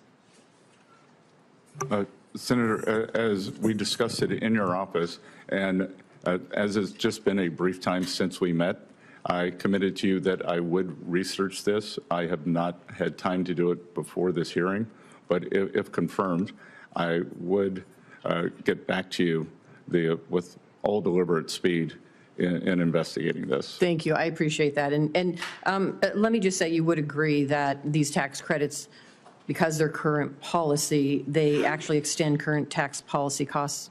Excuse me, that you agree that extending current tax policy actually costs money. Again, I think I don't understand the nuance of that question, but I will get back to you on it. Okay, I appreciate that. You have been supportive of many of President Trump's tariff plans, and I have heard the conversation there. So I am not going to go into that, and we've talked a little bit about it in my office. But let me jump back to these credits that were imposed that some of my colleagues are against, but they have benefited Nevada, and I want to talk to you a little bit about it. The 45X manufacturing tax credit supports thousands of jobs in the Reno area and billions in investment across my state. It also is key to reducing dependence on China for the critical minerals we need for our military and supports mining jobs in Nevada. We are a mining state. We are mining critical minerals. And so will you commit to opposing any effort to repeal or reduce the 45X tax credit, which is not just a benefit in Nevada, it's a benefit in other states as well, including Alaska? So again, Senator, I am unfamiliar with that exact provision, but I do believe that it is important for us to mine, accumulate, and move to domestic production for rare earths and other vital minerals. So I will get back to you on that my thoughts on that exact program, but on a atmospheric meta basis, I agree with the direction of travel. Thank you. Let me ask you this. We also talked about this. President Trump has stated that he thinks that the president should have influence over the decisions of the Federal Reserve. And we discussed this in my office, and I appreciate that opportunity. Does it continue to be your view that the Federal Reserve should be independent of the president? Of course, and I actually believe that the notion that President Trump believes he should have influence, there was, I believe, a highly inaccurate Wall Street Journal article saying that he believed something to the effect of he should be in the room. President Trump is going to make his views known, as many senators did. 3 senators, including 2 on this committee, called for There was a jumbo rate cut in September of 50 basis points. Two of the senators on this committee called for 70. I'm not asking my senator colleagues. I get the politics on their sides. I'm asking you. But let me just say, you don't deviate from our conversation that you think that there should be independence. I think on monetary policy decisions, the FOMC should be independent. Thank you. I appreciate that. And then for the benefit of our colleagues, what you're referring to earlier is in our meeting, I asked you if there were any regulations, Treasury regulations that currently exist that you disagree with. And in response, and continuing in response right now, you're saying you're going to look into it and get back to me. Is that right? Look, I believe, as we saw, I don't know if it's a regulation, but it's a policy, as we saw from the December 8th hack by the some Chinese entities into the Treasury, which was very serious, that was through a work-from-home software app. So one of the policies that I support, I intend to be in the building every day that I am in Washington, and I support a return to the office, which is against the current Treasury policy.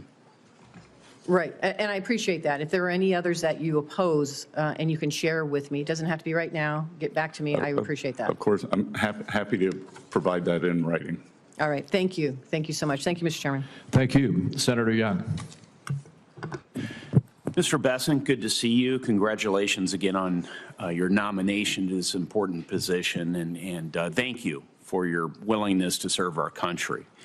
I'll tell you what I'm looking for in a Treasury Secretary. I'm looking for someone who has a clear record of professional accomplishment, a distinguished academic record would be a bonus. You have those things. I'm looking for someone who is thoughtful.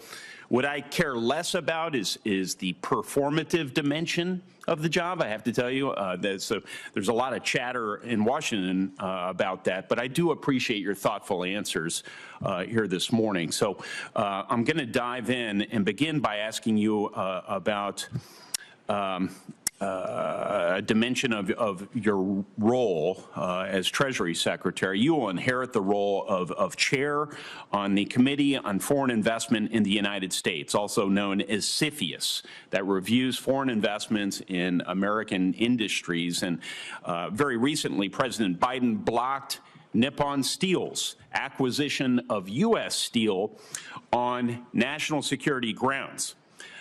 Yet he and the administration provided no clear, substantiated evidence, publicly at least, to justify this decision.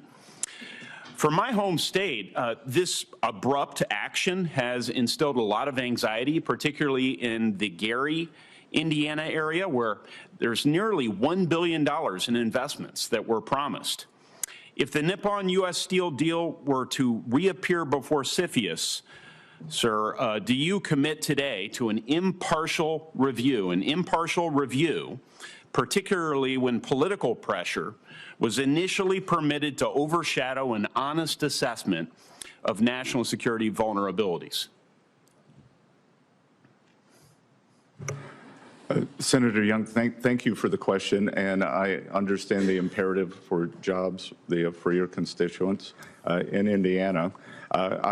President Trump most recently has also spoken out against the deal, but if the deal is... The statute indicates that you are charged with providing impartial reviews. That's all I'm asking. Would you be following that law or not, sir? Impartial reviews, sure. So it is currently in litigation. The review is closed, but if it reappears, that CFIUS will conduct the same review that it always does. Yes, sir. Okay. Well, thank you. We may have an opportunity to work together on that effort. Mr. Bessent, your nomination comes at a time when tariffs are central to our economic debates, particularly on issues like inflation, supply chain resilience, and job creation. Now, I believe that in moderation, tariffs, for a time, strengthen America's negotiating leverage with other nations, and they can strengthen certain national security relevant industries, but overuse of tariffs can inflate costs and provoke trade retaliation. As Hoosier farmers have experienced firsthand over the years, they often bear the impact of these retaliatory measures, leaving already thin margins much more vulnerable. What concrete steps would you take to shield these Indiana producers if major trading partners impose steep duties, and how do you envision the Treasury Department's role in supporting them?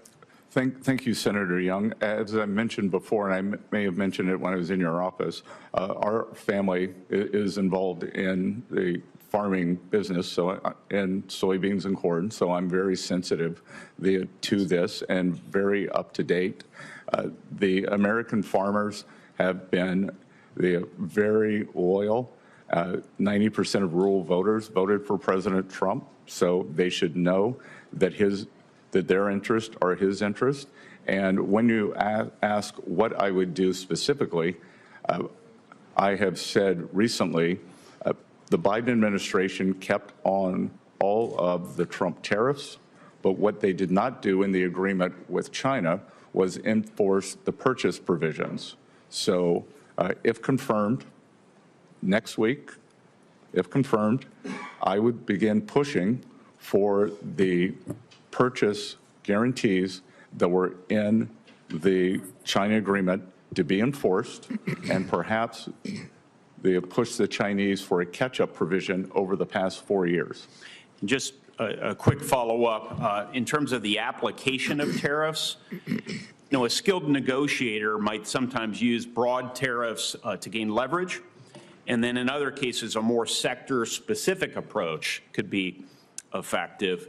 So what criteria or perhaps benchmarks would you use to inform your decision to go with across-the-board measures or more surgical tariffs? And do you believe there should be any built-in caps or triggers to prevent an unintended escalation?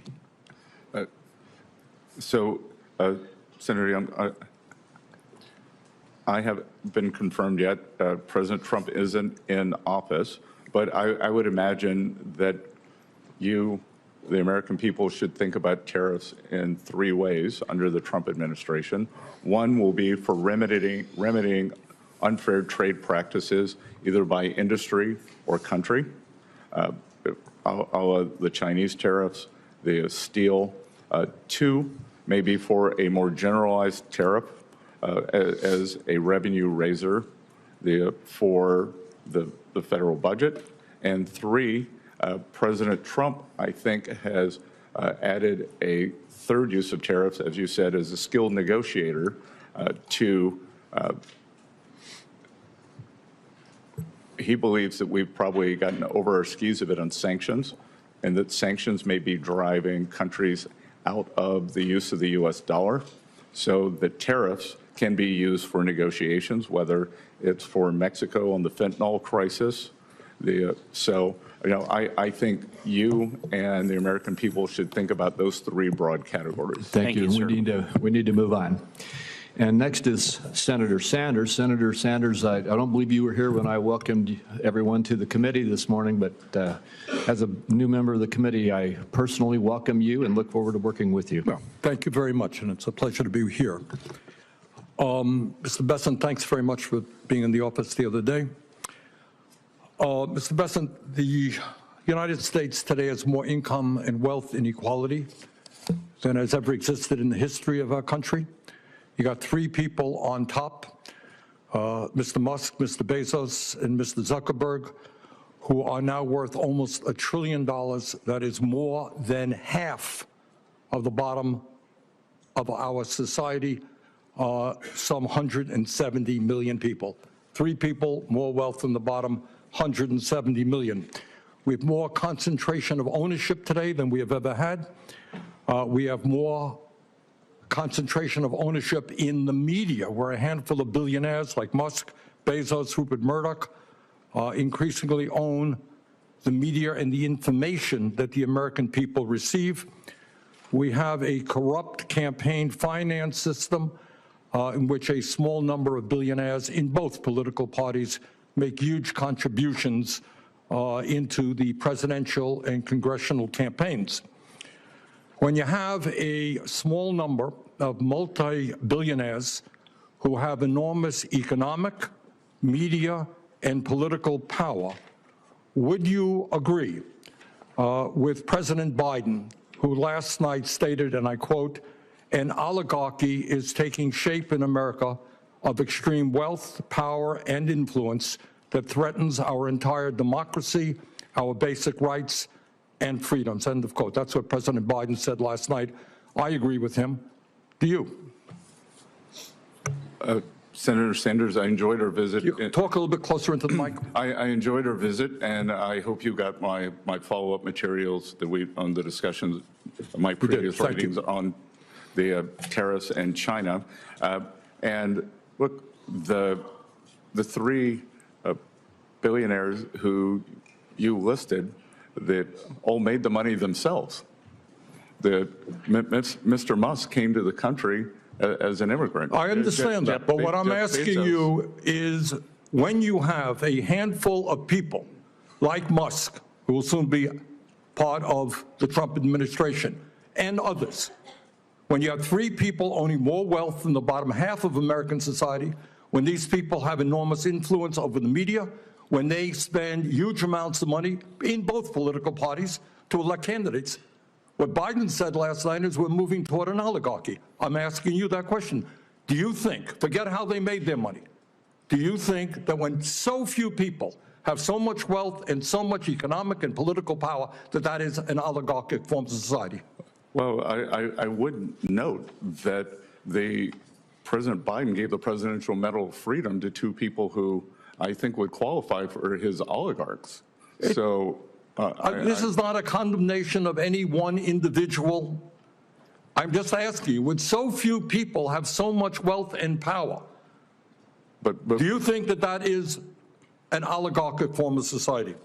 Senator, I think it depends on the ability to move up and down the income. No, that's not really the answer. I mean, even if you had that mobility, no matter who those individuals might be. All right, but let me ask you another question.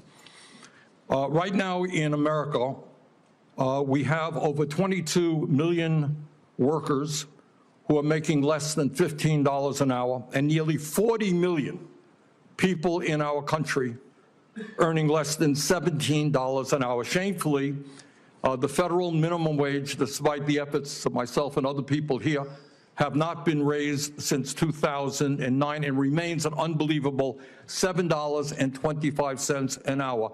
Will you work with those of us who want to raise the federal minimum wage to a living wage to take millions of Americans out of poverty?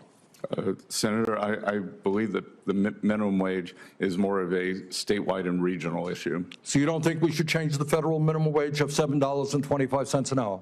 No, sir. Okay. Mr. Bessent, millions of working class Americans who are struggling to keep their heads above water are paying outrageously high interest rates on their credit cards. Over half the American people who take out new credit cards are being charged interest rates of over 24%. During his campaign, President-elect Trump promised that he was going to cap credit card interest rates at 10%. I happen to think that that is a very good idea, and I will soon be introducing legislation to do just that. Will you, as if you are confirmed, be supportive of what President-elect Trump said and what I want to see happen, and that is to cap credit card interest rates at 10%?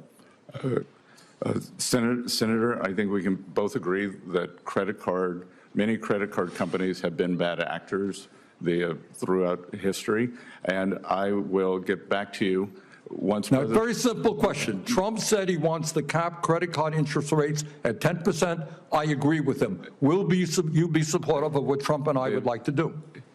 When President Trump takes office, and if I am confirmed, I will follow what President Trump wants to do. Okay. Thank you very much, Mr. Chairman. Thank you very much. Next is Senator Smith. Thank you very much, Mr. Chair and Ranking Member, and great to be a part of this committee. I appreciate it very much, and welcome, Mr. Bessent. It's nice to see you again. I want to follow up a bit on the conversation that we had yesterday and just get into a little bit more detail, and actually some of the issues that Senator Sanders is raising. I'm focused on how we can lower costs for Americans and how we can make this economy work better for regular people in this country. And when we spoke yesterday, we talked generally about this. And you have said that you think our biggest challenge is to get after the deficit. And you've also said that your first priority is to extend the Republican Trump tax cuts, which would add $4.6 trillion to the federal deficit. And you've also said that the Trump Republican tax cuts have generated economic growth and that those benefits are going to have trickled down to everyone else. But what I see is that these Republican tax cuts have delivered massive consolidation of wealth at the top. Almost half of those benefits went to the top 5%. The top 1% got a tax cut that was 852 times bigger than the one that was received by the lowest earning working families in this country. And now these wealthy people have more money than they know what to do with. You see Elon Musk buying Twitter, and now he's got an office in the old executive office building and a seat on the platform when the president is inaugurated. And these tech billionaires are launching rockets into space and building themselves these lavish doomsday bunkers, buying up newspapers, all of which gives them more power. So what I want to ask you is, it seems to me that this concentration of wealth is not good for our country, and it is certainly not doing anything to lower prices for working families in Minnesota or help them afford a home or childcare. In fact, it seems like it's doing the opposite of that. So could you comment on this? Yes, and Senator Smith, I believe that President Trump, and if confirmed myself, are committed to addressing this affordability crisis. And part of the affordability crisis stems from this great inflation that we've had since the 2020. It was nascent in 2021. It occurred in 22, 23. We are still substantially above target. My hope is that we will not see it accelerating again. And inflation is one of the great killers for working families. As we talked about in your office, the CPI or PCE, the statistical numbers, may be up about 22% under the previous administration, but the basket of goods and services for working families. So getting inflation down, getting interest rates down, and addressing this affordability crisis. And and as you know, inflation is coming down. And one of the things that I think we saw during the course of the last couple of years was these big consolidated corporations with so much market power jacking up their prices way beyond the amount of money that they would have had to have raised their prices in order to cover their costs. So in my view, this level of corporate consolidation is actually hurting Americans. It is hurting the price. It's costing people more. And that, in fact, the Republican Trump tax bill that there's such a move to reinstate or to extend is going to contribute to that problem, not make it better. But let me ask you another question. You've also said that in order to get our fiscal house in order, we need to cut spending, we need to deregulate, and we need to privatize. So I want to just look at what we are seeing with some privatizing in the private sector that is of great concern to me. Let's look at healthcare. We've seen a move by big corporate investors into healthcare and especially hospitals. Terrible stories we've heard about rural hospitals and clinics getting shuttered, maternity wards getting shut down, and caused in part by this private equity big corporation purchasing and moving in and controlling, again, concentration in healthcare. And none of this, of course, has lowered costs for Americans. In fact, the opposite, people's costs have spiked. So I wonder, do you see this kind of model of big corporate takeovers of healthcare actually helping to lower costs for Americans? Senator Smith, healthcare, I've probably had trying to understand healthcare cost and the drivers of that on my to-do list for 10 years, to be able to sit in a room for a week and understand this, and I've never been able to do it. But I will tell you that when we see things like healthcare, like higher education, both of which have substantially outperformed any inflation index by cost, there is a problem there. I think that what you're identifying could be one of the problems, but I think the overall level of healthcare costs that we're seeing is driven by a multi-factor. It is a complicated issue, and I know I'm out of time, Mr. Chair, but what I see, and we've done work on this, and Chair Sanders, when Chair Sanders was chair of the Health Committee, these big corporations come in, the quality of care goes down, patient costs go up. There's a hospital in Massachusetts that was bought up by one of these big firms, and they stopped stocking a common treatment for hemorrhage during pregnancy, and they've seen patients die. So again, I think this is an example of how privatizing is not a solution to our problems in healthcare or other parts of our economy. Thank you, Mr. Chair. Thank you. Senator Johnson. Thank you, Mr. Chairman. Mr. Bessent, welcome. Thank you for your willingness to serve. I want to just start by refuting one of the false narratives we hear ad nauseum from the other side, that the Tax Cut and Jobs Act was the primary cause of our deficits. It's just not true. So I'm going to actually use the facts from CBO. Again, this isn't to confirm CBO numbers. This actually shows you why we ought to take CBO projections with a grain of salt. After its passage, CBO projected 10 years, but I mean for 7 years that we just experienced, total revenue of $27 trillion. Actual revenue was $28.7 trillion. That's, to do the math, that's $1.7 trillion more than what CBO estimated, which shows that the original score was $1.5 trillion lost revenue. So we not only paid for the tax cut, in 7 years, we generated $200 billion more revenue, even with the COVID recession. So again, we need to take CBO scores with a real grain of salt. But I hope this committee understands what Senator Graham was talking about in terms of your humble beginnings and your tremendous American success story. And so I want to ask you a hypothetical, because you understand American families. If an American family, let's say they normally spend $100,000, have a serious health crisis, and so in 1 year, they have to spend $50,000 on medical bills. But then, fortunately, that family member gets well. What would that family spend the next year?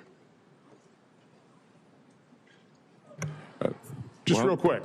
Unless they have more income, they'd spend probably $100,000. They'd spend the same 100 and probably have debt costs associated with that. Right. They certainly wouldn't do what the federal government has done. In 2019, before the pandemic, we spent $4.4 trillion. In 2020, we spent $6.6 trillion. When the pandemic ended, we didn't really reduce spending. For the last 5 years, we've averaged $6.5 trillion. Last year, spending $6.9 trillion. Mr. Bessent, is there any justification for keeping spending levels at this level? Senator Johnson, as I've said repeatedly, the United States does not have a revenue problem. We have a spending problem. So the question is, how do we reset spending levels to a reasonable pre-pandemic level? I wrote a column in the Wall Street Journal. I laid out a couple scenarios, and let me just give you the guts of it. If you take one of the pre-pandemic years and increase all the spending by population and inflation, by the way, that's what families would do as well. But you exempt Social Security, Medicare, and interest, and use President Biden's 2025 budget, because you spend what we plan on spending this year. If you take Bill Clinton's 1998 spending, I don't think he spent too little back in 1998, we would be having a baseline of $5.5 trillion. If you took President Obama's 2014 spending levels, it'd be $6.2 trillion. The one I like the best, though, is if we use President Trump's 2021 budget, his estimates for spending in 2025, and use, again, just use those numbers, but slot in Social Security, Medicare, and interest as they are. Nobody's touching those.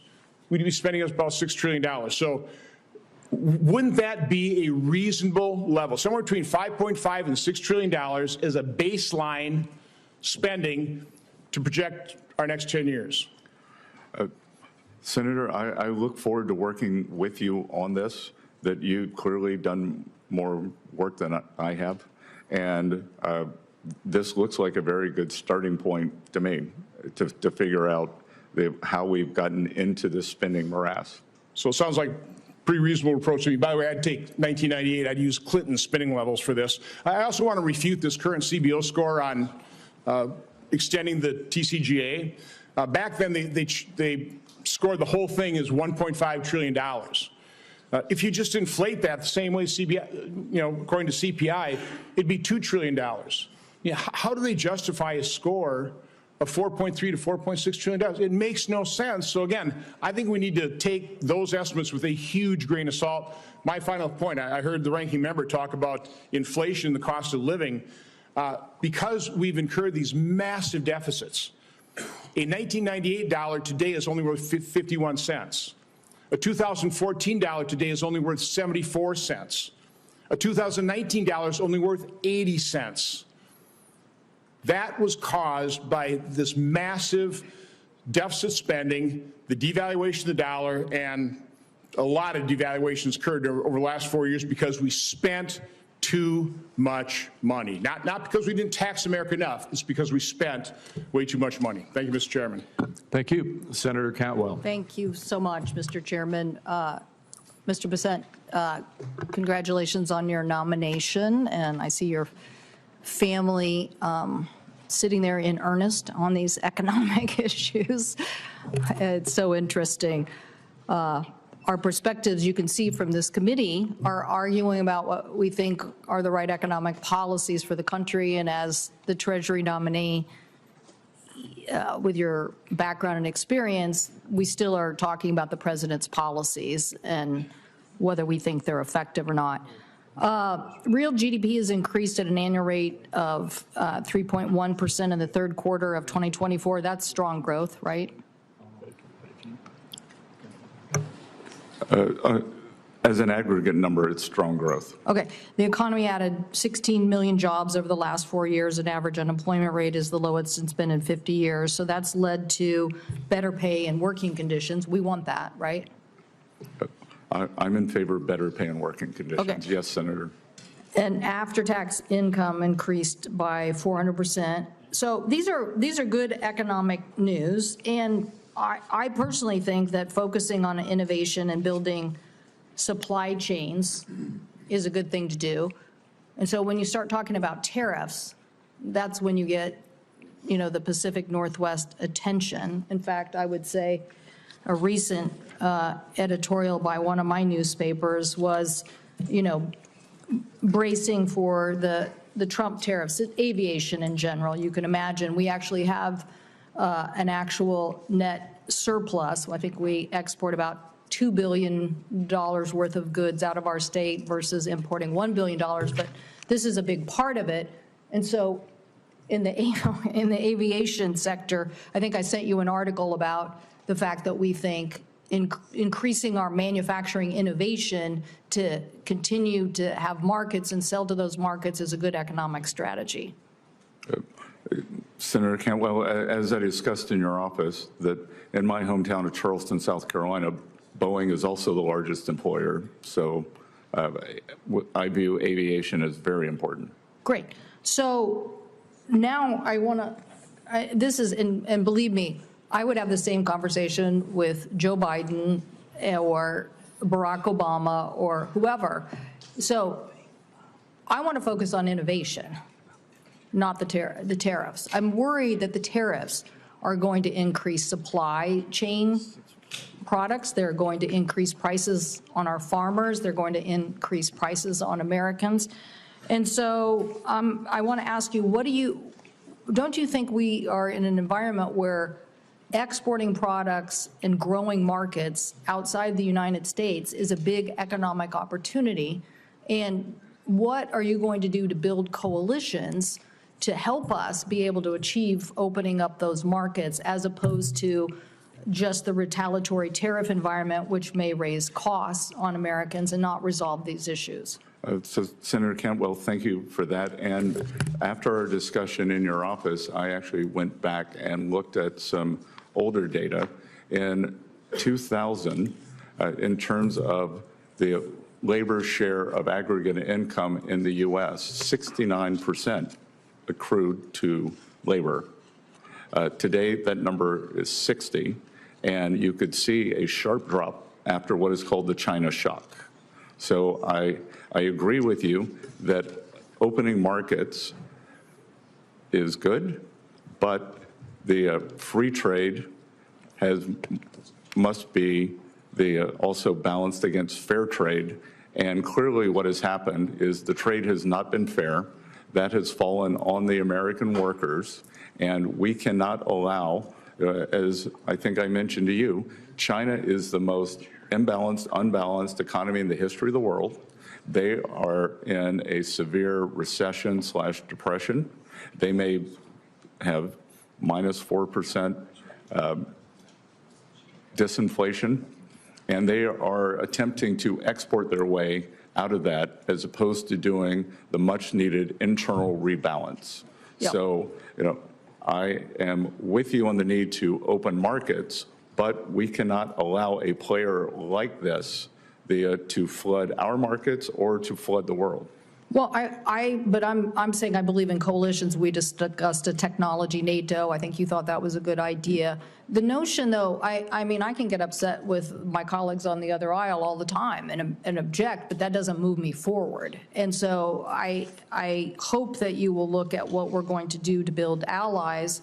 I mean, these numbers that basically are talking about just the tariff and what it would do to the price of gasoline given Canada is concerning. And so I want to know that the Trump administration is going to focus as much on innovating our way to success as we are on the tariffs, because I do think we're going to see retaliatory tariffs. We saw them in our state. It hurt us in our agriculture. And what happened is that you lose more farms. I mean, there's a lot of people buying farmland. Goldman Sachs, Bill Gates, there's a lot of people buying farmland. But we're losing farmers in the middle of the trade wars, and that's a concern I have. Thank you, Mr. Chairman. And oh, by the way, thank you so much for mentioning housing. I so appreciate that that was in your statement. I look forward to working with you. I do think that's an area, if the president will push forward, that it is a way for us to lower costs. Thank you. Thank you. Senator Lujan. Thank you, Mr. Chairman. Good to be with you. Mr. Bessent, thank you and your family for being with us today. I very much appreciated the conversation we had in the office. Now, I'm going to touch on several topics, so I'm going to ask you some yes or no questions, and I thank you in advance for your brevity. It may surprise many observing today the immense responsibility that the Secretary of Treasury has in stemming the flow of fentanyl and other substances. Now, yes or no, will you commit to continuing the Biden administration's counter-fentanyl strike force, which brought together the Office of Terrorism and Financial Intelligence and IRS criminal investigation to fight financial crime?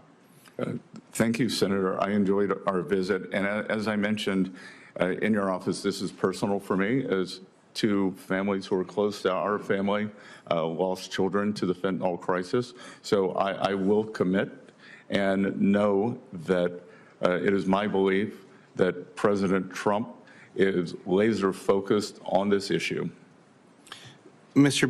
Bennett, yes or no, will you work with me to ensure that there's more transparency over suspicious activity reports, SARS, at the Financial Crimes Network for Congress? I believe, as you and I discussed, there is a sleeve of Treasury called TFI, Terrorism Finance, that deals with this within FinCEN, and I believe that I believe that we have to have a 2025 approach to, as you and I talked about, digital currencies and all branches of government. So, yes. Now, Mr. Bessent, in your role as Treasury Secretary, do you agree that you will play an important role in advising President Trump and congressional Republicans on policy related to the economy, including investment in government programs? Yes, Senator. Now, I was pleased in our meeting that you stated, quote, "No cuts will be needed," unquote, to achieve your economic goals. I think that might surprise a lot of my Republican colleagues, but I very much appreciate that conversation that we had. Now, yes or no, will you recommend cutting Medicaid? I'm sorry. Did you say, I didn't hear whether you said Medicaid or Medicare. Yes or no, will you recommend cutting Medicaid? Medicaid? That I will, it's the business of Congress to do the budget, and I am in favor of empowering states, and I believe that for some states that will be an increase, for some states that will be a decrease. So, Mr. Bessent, will you recommend cutting Medicaid to President Trump? And I'll remind you that you acknowledge that one of your responsibilities as Secretary of the Treasury will be to be providing this advice. I will get back to you on this when I have seen the details of the full budget proposal once President Trump is in office and if confirmed. Will you recommend cuts to broadband following the investments that we've been seeing across the country making immense progress in connecting more people across the country that were included in the bipartisan infrastructure law? Senator, I am unfamiliar with the exact program. It is my understanding that much of the allocated funding has not been dispersed yet. So I will get back to you on that. Well, Mr. Bessent, a lot of folks back in South Carolina, including some of your farming neighbors, are getting connectivity because of these programs. You may just need to chat with them about the importance of what this program means. As my time expires, it might surprise many here that there's only a couple of us in this body that are members of Head Start, and I imagine we might hear a little bit more of that from my brother in Head Start, Mr. Warnock here. But when we talk about the importance to early education in America, the economic benefit, yes or no, will you recommend cuts to Head Start? Yeah. Again, Senator, I'll have to get back to you on this. I don't understand the intricacies of that program. Of Head Start? Yes, I don't understand the budget ramifications. I don't understand. Do you know what Head Start is?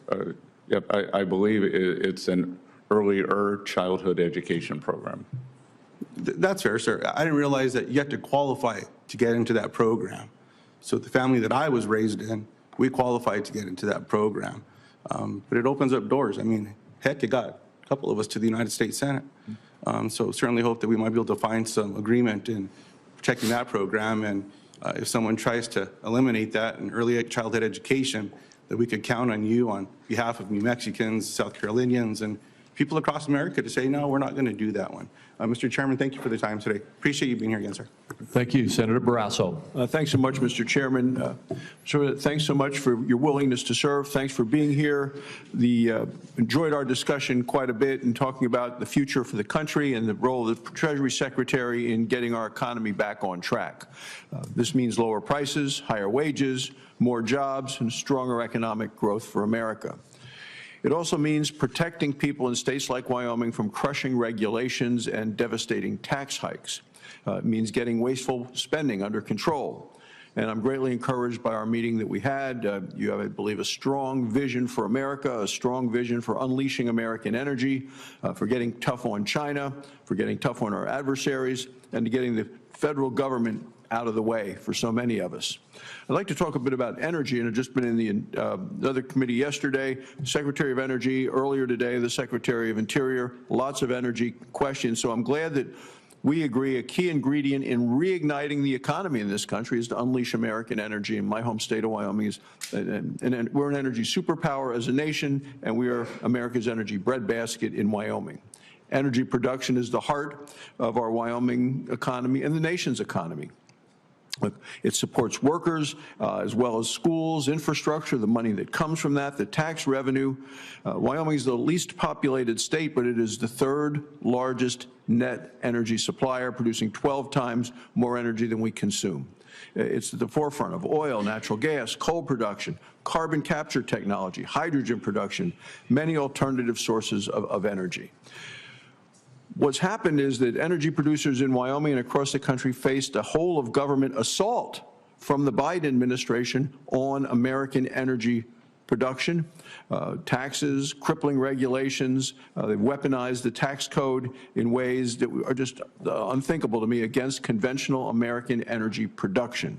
The things that Joe Biden signed into law just made things worse. But the good news is with you there, with President Trump in the White House, things are about to change. So you've talked extensively about boosting American energy production. What role do you see yourself playing as Treasury Secretary in making sure we become American energy dominant and in terms of energy security as well?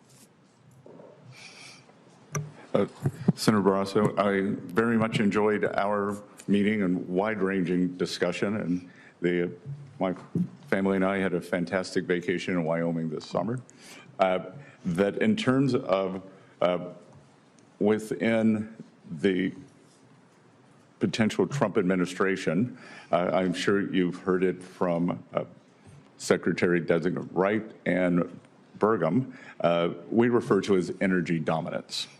And energy dominance, one of the reasons that I believe we have not been able to apply as muscular sanctions against the Russian Federation, or unwilling, was because the supply of energy was constrained in the U.S. So the same with the terrorist regime in Iran. So I would view that as we can raise U.S. production, we would squeeze down the bad actors, especially Iran. I think I'm right, maybe not in the exact numbers, but in order of magnitude. I believe Iran was down to 100,000 barrels of oil exports when President Trump left office. I believe that they are now exporting in excess, or approximately 1.7 million. So through sanctions policy, I believe that we can, again, as I like to say, make Iran poor again. Not the Iranian people, the Iranian government, and then at the same time, they have our domestic producers push that up with the highest energy standards in the world. Yeah, we're the best. We do it. We're the best stewards of the land, and I agree. And what we've also seen, as you mentioned, with Iran increasing the sales, they're selling it to China. China is buying at a discount, so they're getting cheap energy.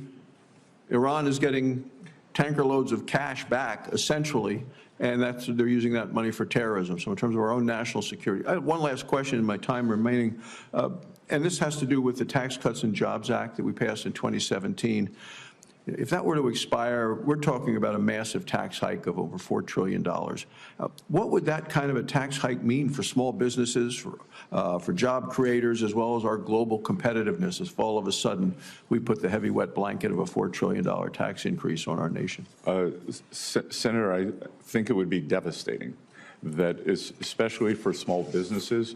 One of the things that, as someone who came from a very small town, lived in New York with a very big town, and came back to a small town, I believe Wall Street has done great the past few years, and that Main Street has suffered. I think it's Main Street's time.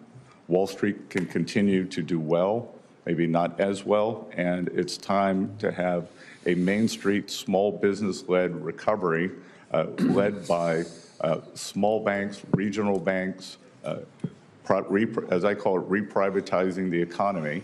And as I said earlier, we've seen since November 15th, since President Trump's election, we have seen the biggest jump in the history of the Small Business Confidence Index. Thank you, Mr. Chairman. Thank you, Senator Tillis.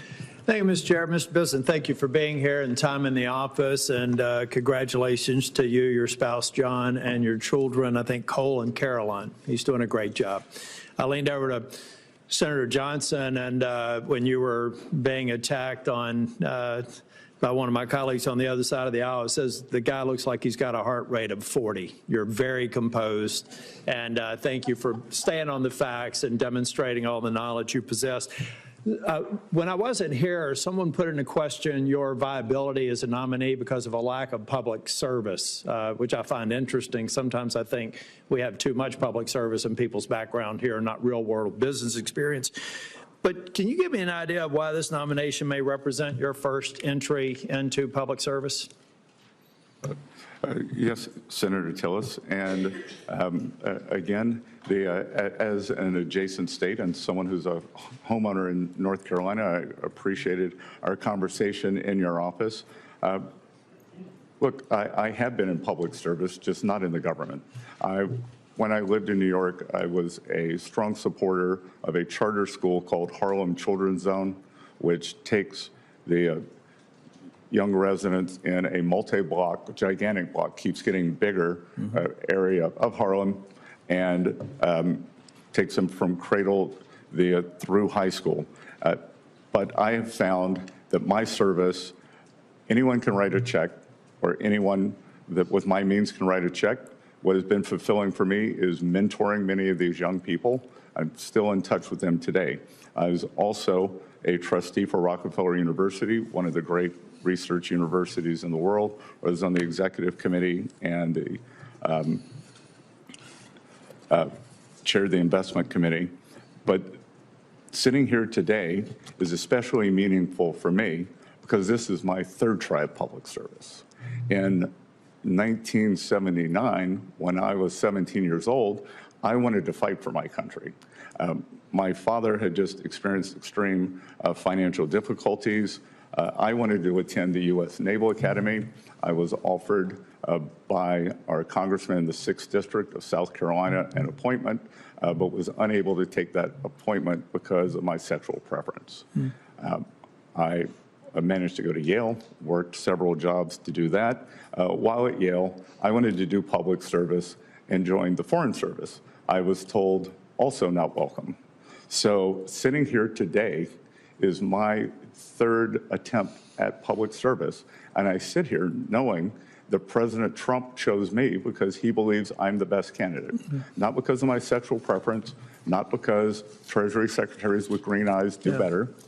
And I think it is a tribute to President Trump that he looks at people as people. I agree, and I appreciate that answer. I'm going to go into a lightning round here. First off, this is the Joint Committee on Taxation distributional analysis of what happens to the various socioeconomic strata if we don't manage to pass the jobs and tax cut extension without objection. Without objection. Senator Johnson does big phone boards. I do handouts. I'm handing this to all of my Republican colleagues right now saying if we fail to extend the Jobs and Tax Cuts Act, we're going to own a fiscal crisis for people in middle America. 93 million people will be affected in terms of an added tax burden if we fail to pass an extension of TCJA. Now, the last time I checked, there are not 93 million rich people in this country. There are people who struggled like you did when you were a kid and like I did when I was a kid, who had to work themselves through college. And every time we had some well-intentioned program from government to make things better for me, it made it harder for me to dig myself out of the economic situation I was born into. So the facts are stubborn things. This tells us what happens if we fail to pass the jobs and tax cuts. And it doesn't even get to the impact that I had. It turns out at that very table, Jelly Roll was here for a finance committee hearing. He lived in the same trailer park that I did 20 years later in South Nashville, Tennessee. And what I found interesting in my own family is we were right on the economic edge. Every time government had some well-intentioned program to tax the rich, I went from a house to a trailer park. And every time government let us do what we wanted to do, we lived in a house. I'm a living example, and I'm sure Ben Ray Lujan, some other people have had those experiences. You got to go back and look historically at when people like me and people like you had real opportunities. I look forward to supporting your nomination, and Mr. Chair, I'm going to support some. I'm going to send some questions for the record, but it's just to reinforce the message that Republicans have to deliver. And anyone who says that we should not is advocating for a $5 trillion tax increase that will hurt the people who are on the economic edge worse than anybody else. Thank you, Mr. Chairman. Thank you. Senator Warnock. Thank you, Chairman Crapo. I'm grateful and honored to be joining this committee. I look forward to working with you and Ranking Member Wyden to ensure our tax code supports working families, to protect Social Security, Medicare, Medicaid, and to promote trade policies that work for Georgia businesses and that boost our economy. Mr. Bessent, good morning and good to see you again. I enjoyed our conversation earlier this week, and in that conversation you outlined ambitious goals for the federal government and deficit reduction. I'd like to follow up on our discussion about your economic plan. According to a new report from the Tax Policy Center, the largest tax cuts from extending the Trump tax bill would go to those with the highest income, especially those in the top 1%, making more than $1 million per year. In fact, the top 1% of owners will take home roughly 1/4 of the benefits of the law, and the top 5% will get almost half of that. Do you believe that the wealthiest 1% of Americans deserve or need an additional tax cut? Senator Warnock, I greatly enjoyed visiting with you. I think probably a better way to look at it is on a percentage basis. And when I think about the distributional aspects of the Tax Cuts and Job Act, that most of the benefits accrued for the working and middle people as opposed to the upper ends. In absolute dollars, as you just read, that is correct, but I think it's important to look at it in percentage terms. So you believe that the tax cut that provided 1/4 of the benefits of the law to the top 1% and top 5% getting almost 1/2 actually benefited those at the bottom more than it did those at the top. Is that your testimony? I believe that in 2018, 2019, that the households in the bottom 50% of income earners, the wealth increase for those households was three times higher than the wealth increase for the top 10% of Americans. So we should continue to move in that direction and give more tax cuts to those at the highest. You have talked about high deficits as a national defense problem, and I agree with that. I think we need to be fiscally responsible. We need to work to close the deficit and bring the national debt under control. In 2013, Congress extended the Bush tax cuts for everyone except those making more than $400,000 a year. This bipartisan decision saved the Treasury $600 billion, helping to narrow the deficit. Do you agree that ending the tax cuts for those making more than $400,000 would help close the deficit and reduce our national debt? Senator Warnock, I do not. I believe that you would capture an inordinate amount of small business people who largely are in that cohort of 400,000 to a million. So you wouldn't cut it off at 400,000. What about $1 million? That again, I believe these are small business pass-through owners, and I believe that we, as I said before, Wall Street's done great. It is time for Main Street to do well, and small businesses need to drive what I call the reprivatization here away from this government spending. I agree that it's Main Street's time. I'm from Atlanta, so I'll say Peachtree and some other locations in my state. What about those making more than 10 million? Would we reduce the deficit by extending those tax cuts for folks making about $10 million? So again, I think it's important that we put in incentives for them to invest. So going back to the 100% depreciation for equipment, that I think that. And I don't mean to keep interrupting, but I'm the pastor, and we're known to be loquacious of speech, but I'm running out of time here. What about $1 billion? So again, that I think that these are the job creators. So there's no income level for which you would support raising taxes. Is that fair?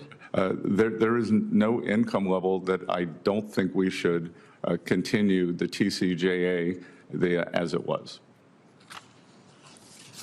All right. I think our country is facing structural deficits. However, I think that to continue to reduce taxes for the wealthy and letting them avoid taxes based on what they already owe is not going to get us out of that problem. But I look forward to continuing that discussion with you. Thank you very much. Thank you, Senator. Thank you very much. And before we go on to Senator Blackburn, I just want to restate there's a lot of facts that have been thrown around in this hearing today. I'll just restate one that I said in my opening statement, and that is of this $4.3 to $4.6 trillion tax increase that it could happen, $100,000.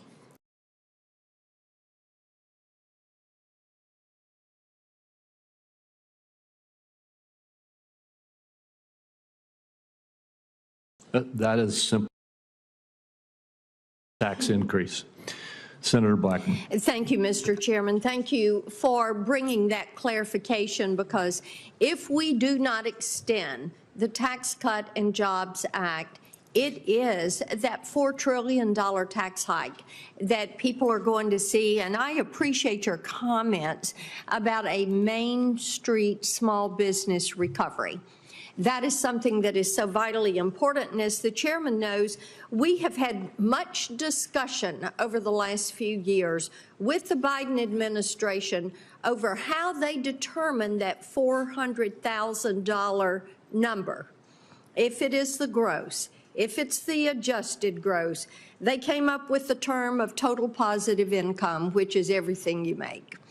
And we know that the Biden administration approach on this would be a killer for Main Street businesses. We know that 199A is vital to them, and they need to see that in the Trump tax cuts and in that permanent, so that we can have that Main Street small business recovery and revival. I appreciate that, and I appreciate that President Trump has nominated you for Treasury Secretary, because you are sensitive to that and what your work means to Main Street and to individuals, and getting the IRS under control and looking at some of these provisions that are going to be in front of you. So we appreciate that you would come back a third time and look at public service, and that John and Caroline and Colin, by the way, they are behaving so beautifully. Whatever they want, they get. Ice cream. Senate orders. We'll be right there to support them.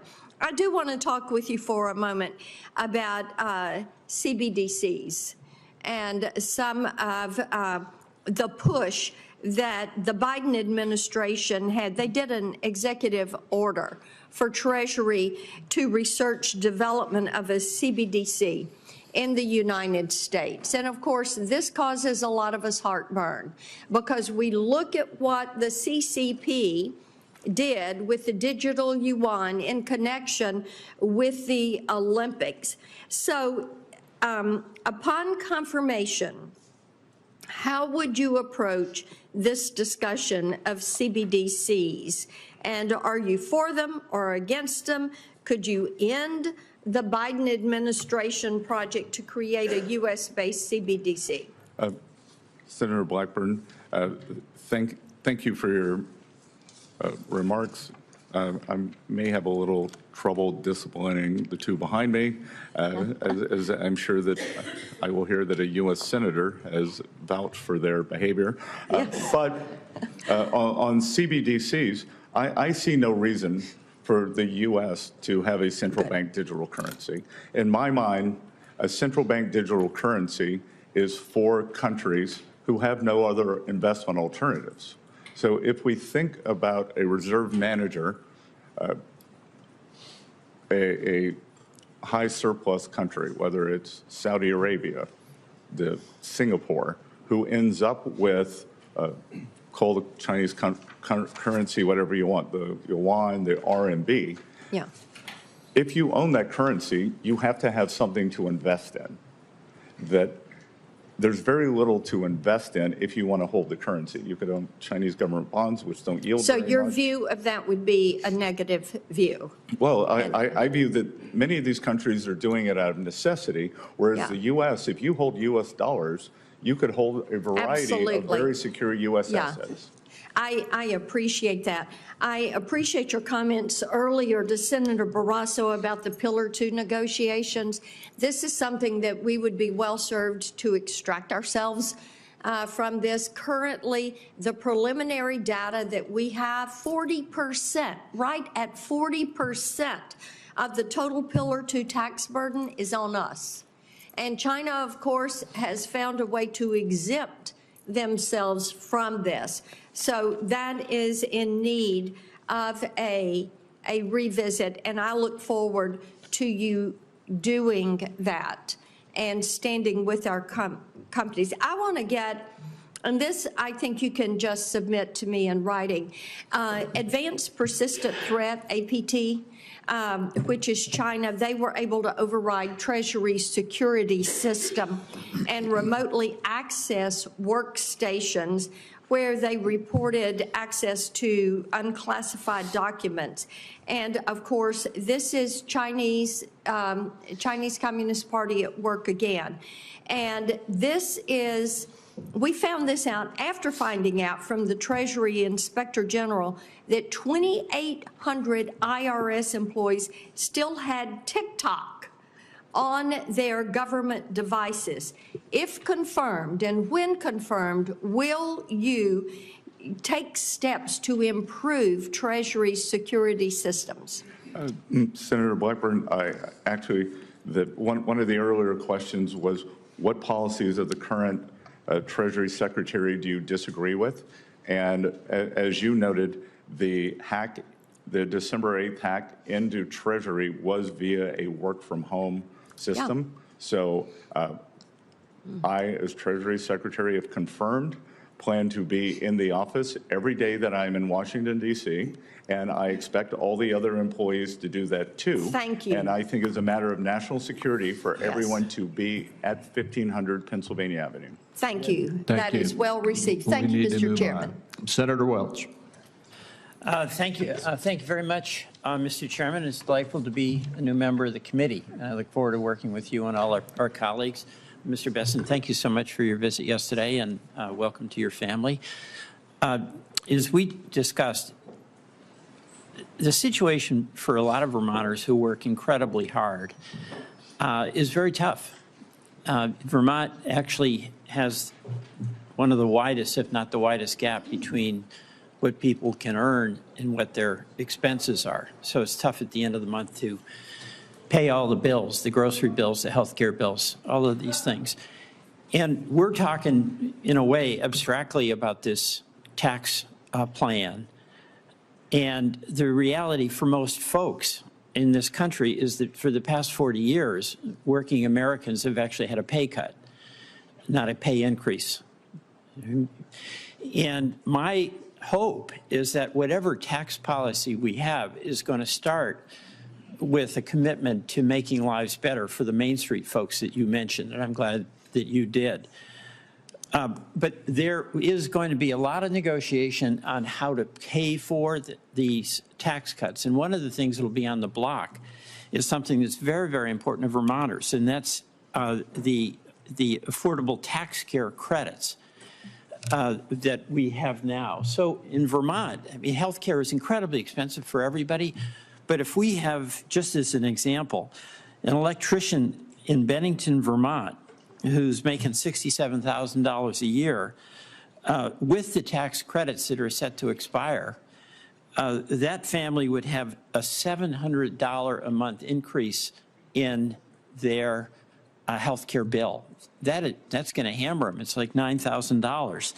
So my question to you is, in putting together this tax proposal, where you are going to have to be making recommendations about how to pay for it, will we continue to provide this help to Vermonters, like this electrician in Brattleboro, so that he doesn't get hammered on health care premiums going well beyond what he can afford?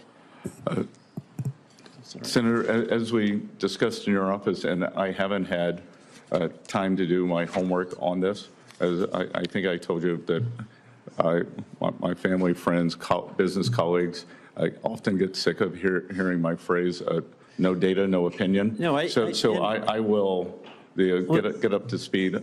If confirmed, I appreciate I will get up to this. I appreciate that, but there's a couple of things that really make a difference for working Americans in South Carolina and in Vermont. The child tax credit, when we had that, it reduced poverty for children by 50%.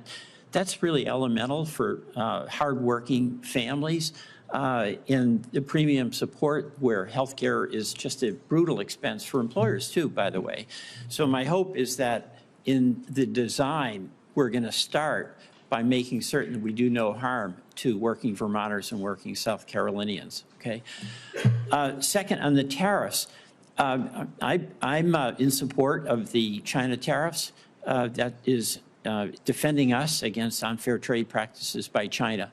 I'm concerned about the impact of tariffs on Canada and what that does to us in Vermont. Our major business partner, export partner, is Canada. And from what we have seen, it would raise the cost to businesses, probably cost jobs and cost to consumers. So what reassurance can we get from the Trump administration that there's going to be a do no harm policy to American consumers and Vermont workers and small businesses with a tariff policy? Senator, very, very difficult for me to isolate Vermont especially, but in terms of working Americans, I believe that President Trump understands that it's working America. He had a very unique coalition. Well, he does, and my hope the policy will reflect that. So I appreciate the opportunity to work with you on that.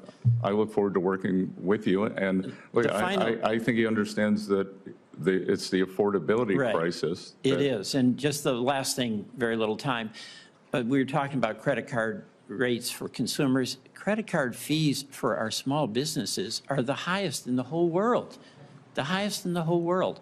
Why can't we bring them down and pay what Europe pays? Our small businesses, it's like the second or third highest expense for them, and you'll have some impact there. But those costs on our small business, including those small, the pass-through businesses, I'd like to get them down and get your help in doing that.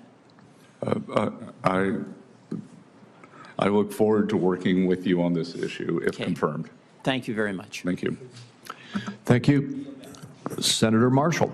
Well, thank you, Chairman Crapo, Ranking Member Wyden. It's great to join the Finance Committee. As I listen around, it just seems like to me like so many of us share the same goal, that we want Americans to be prosperous. We want them to be able to live their American dream. We disagree how to get there oftentimes, but we all had this same goal, that we want Americans to be prosperous. Mr. Bessent, welcome, and congratulations on your nomination as well. I think it could be said that Rural America, in many ways, is President Trump's base. Of the 77 million people that voted for President Trump, a lot of them came from rural America. In fact, I think I could argue that 90% of rural Americans voted for President Trump. And no one has suffered more these last 4 years than rural America has. So my questions may be geared up about that as this economy. What can we do to help Main Street, to help small businesses, and to help rural America? Now, everyone knows that you're a financial wizard, that you've been successful on Wall Street. But I just want to understand your commitment to small-town America. You're from a small town. I think you understand agriculture from our conversations and even some background in community banks. How important are community banks to those small towns, and what is your commitment to rural America? Well, Senator Marshall, I think I, again, may be one of the few Treasury Secretary nominees in recent period who occasionally listens to farm radio on XM on weekends. And I can tell you that after the Silicon Valley debacle, that farm radio was intensely focused on the potential loss of small and community banks. Yes. And they are important pillars for those communities. So I think examining in terms of what is the regulation, what is the supervision, that are they being unduly burdened, and that they are not able to help their communities.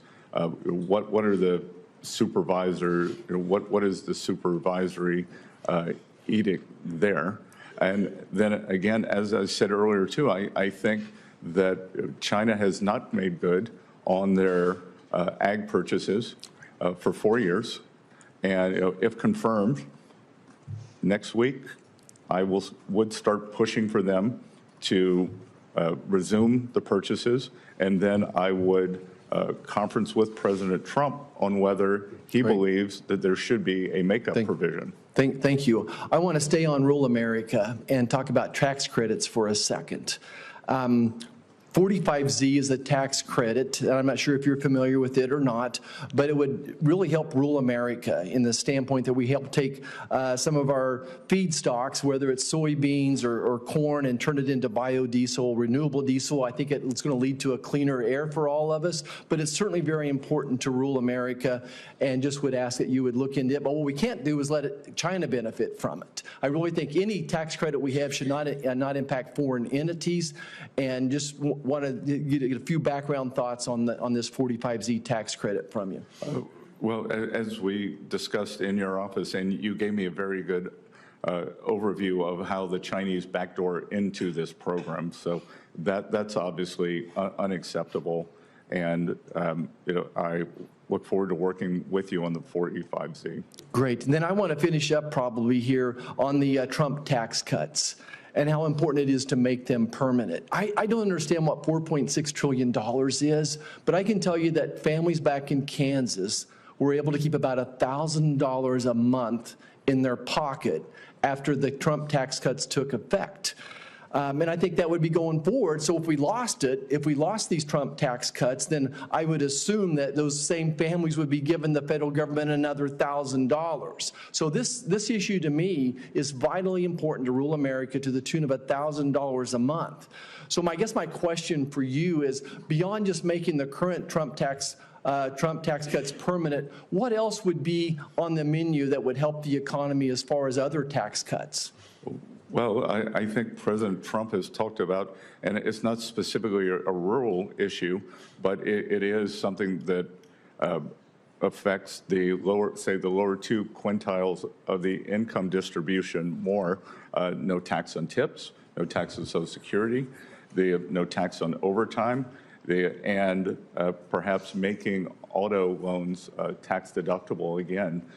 That would go a long way towards addressing this affordability crisis. So that's a great start. I hope we can come back and talk about C-Corp tax coming down as well one more time. That is permanent as it is, but I think there's opportunity there. Thank you, Chairman. It's an honor to be here. Mr. Chairman, one sentence. I very much appreciate our colleague mentioning 45Z, the Clean Fuels Production Tax Credit. That is part of the clean energy tax credits that we got into law. So I look forward to working with you on it. Thank you. So let me just, Mr. Bessent, so you understand how we're going here. I know it's been a long time, and thank you for your patience. We have Senator Warren next, followed by Senator Scott, and then Senator Whitehouse. And then Senator Wyden would like to ask one more question. He gets the only extra question of the day. And then he and I will probably make a few very brief remarks in wrap up. And we'll be finished at that point. Senator Warren. Thank you, Mr. Chairman, and welcome, Mr. Bessent, and welcome to your family. It's good to see everyone here today. So last month, President Trump said he supports repealing the debt limit. So do I. So there we are, Donald Trump and Elizabeth Warren are singing from the same hymnal. Mr. Bessent, let's make it a trio. Do you agree with President-elect Trump that the debt limit should be repealed? Senator Warren, first of all, I enjoyed our visit in your office and appreciate the fact that when I walked in, you said, let's talk about what we have in common, our love of Cape Cod, the Red Sox, and that addressing the affordability crisis and the housing shortage. So the debt limit is a very nuanced convention. What I would like to do is get back to you and President Trump. I'd like to do a survey of market participants with this amount of debt. It's very fragile equilibrium that we sell bonds in. Mr. Bessent, forgive me for just a minute here, because this is the question about I'm not asking you whether or not we ought to increase our debt. I'm asking a very different question, and that is whether or not we should have a statute in place that says there's a debt limit that, if we don't increase the debt limit, would cause us to default. And that's not an economic analysis. In fact, let me ask you, I understand earlier you were citing the Congressional Budget Office. Have you seen the Congressional Budget Office projections of what would happen if the United States government defaulted on its debt? That is, if we hit the debt limit and just kept on going without raising it or eliminating it? Yeah, look, Senator Warren, the United States is not going to default on its debt if I'm confirmed. But I will tell you that for people who don't understand the debt limit, it might be like taking out your handbrake in your car, that you can still hit the brakes, but it's one less feature. But I thought you just said you'd never use it. So you're talking about a handbrake that appears to be there, but in fact is not connected to a braking system. It is literally never used, right? And the reason I've never pulled a handbrake going 60 miles an hour in my car. And the reason for that, I assume, is the enormous cost of a debt default. In fact, the Congressional Budget Office that I was asking you about a minute ago said that, or Moody's estimated, that a debt limit breach would cost the U.S. economy $12 trillion and cost 6 million people their jobs. I think this is the reason that President-elect Trump said that eliminating the debt limit is, quote, the smartest thing Congress could do. And I'd like for Congress to do the smartest thing, and that is eliminate the debt limit so we don't have this problem. Well, Senator Warren, I will tell you that once President Trump takes office, and if I'm confirmed, if he wants to eliminate the debt limit, I will work with him and you on that. Great, great, because I agree with President-elect Trump that the debt limit should be repealed. I note, however, right now that's not what congressional Republicans plan to do. Last month, they committed to raising the debt limit by another $1.5 trillion. So why do Republicans want to raise the debt ceiling? Because their plan is to shovel new tax cuts to billionaires, and that would increase the debt by more than $1 trillion just in the next 4-year period. During his first term, President Trump's only major legislative achievement was his 2017 tax cuts that mostly got sucked up by millionaires, billionaires, and giant corporations. Now, most of these cuts were good for only 8 years, so that Republicans who were designing them could claim that the cost was only $2 trillion, 8 years of cuts that added $2 trillion to the debt.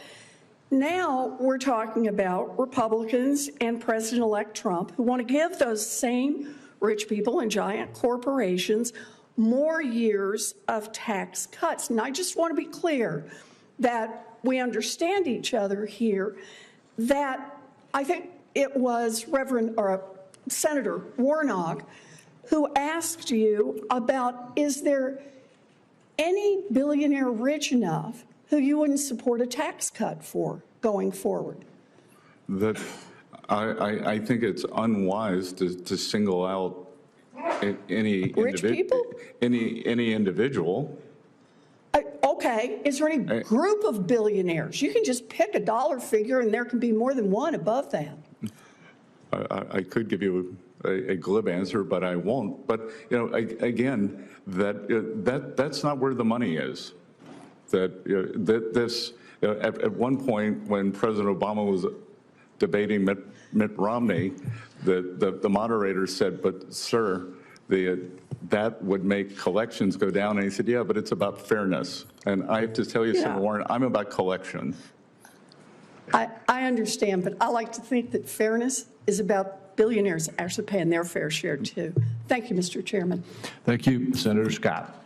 Thank you, Mr. Chairman. Scott, welcome, or Mr. Bessent, welcome to our committee, and good to see you again, and thank you for your willingness to serve. It is certainly a sacrifice to you and your family, but I think it's actually an investment for the country. We need folks who are willing to sacrifice on behalf of a greater cause.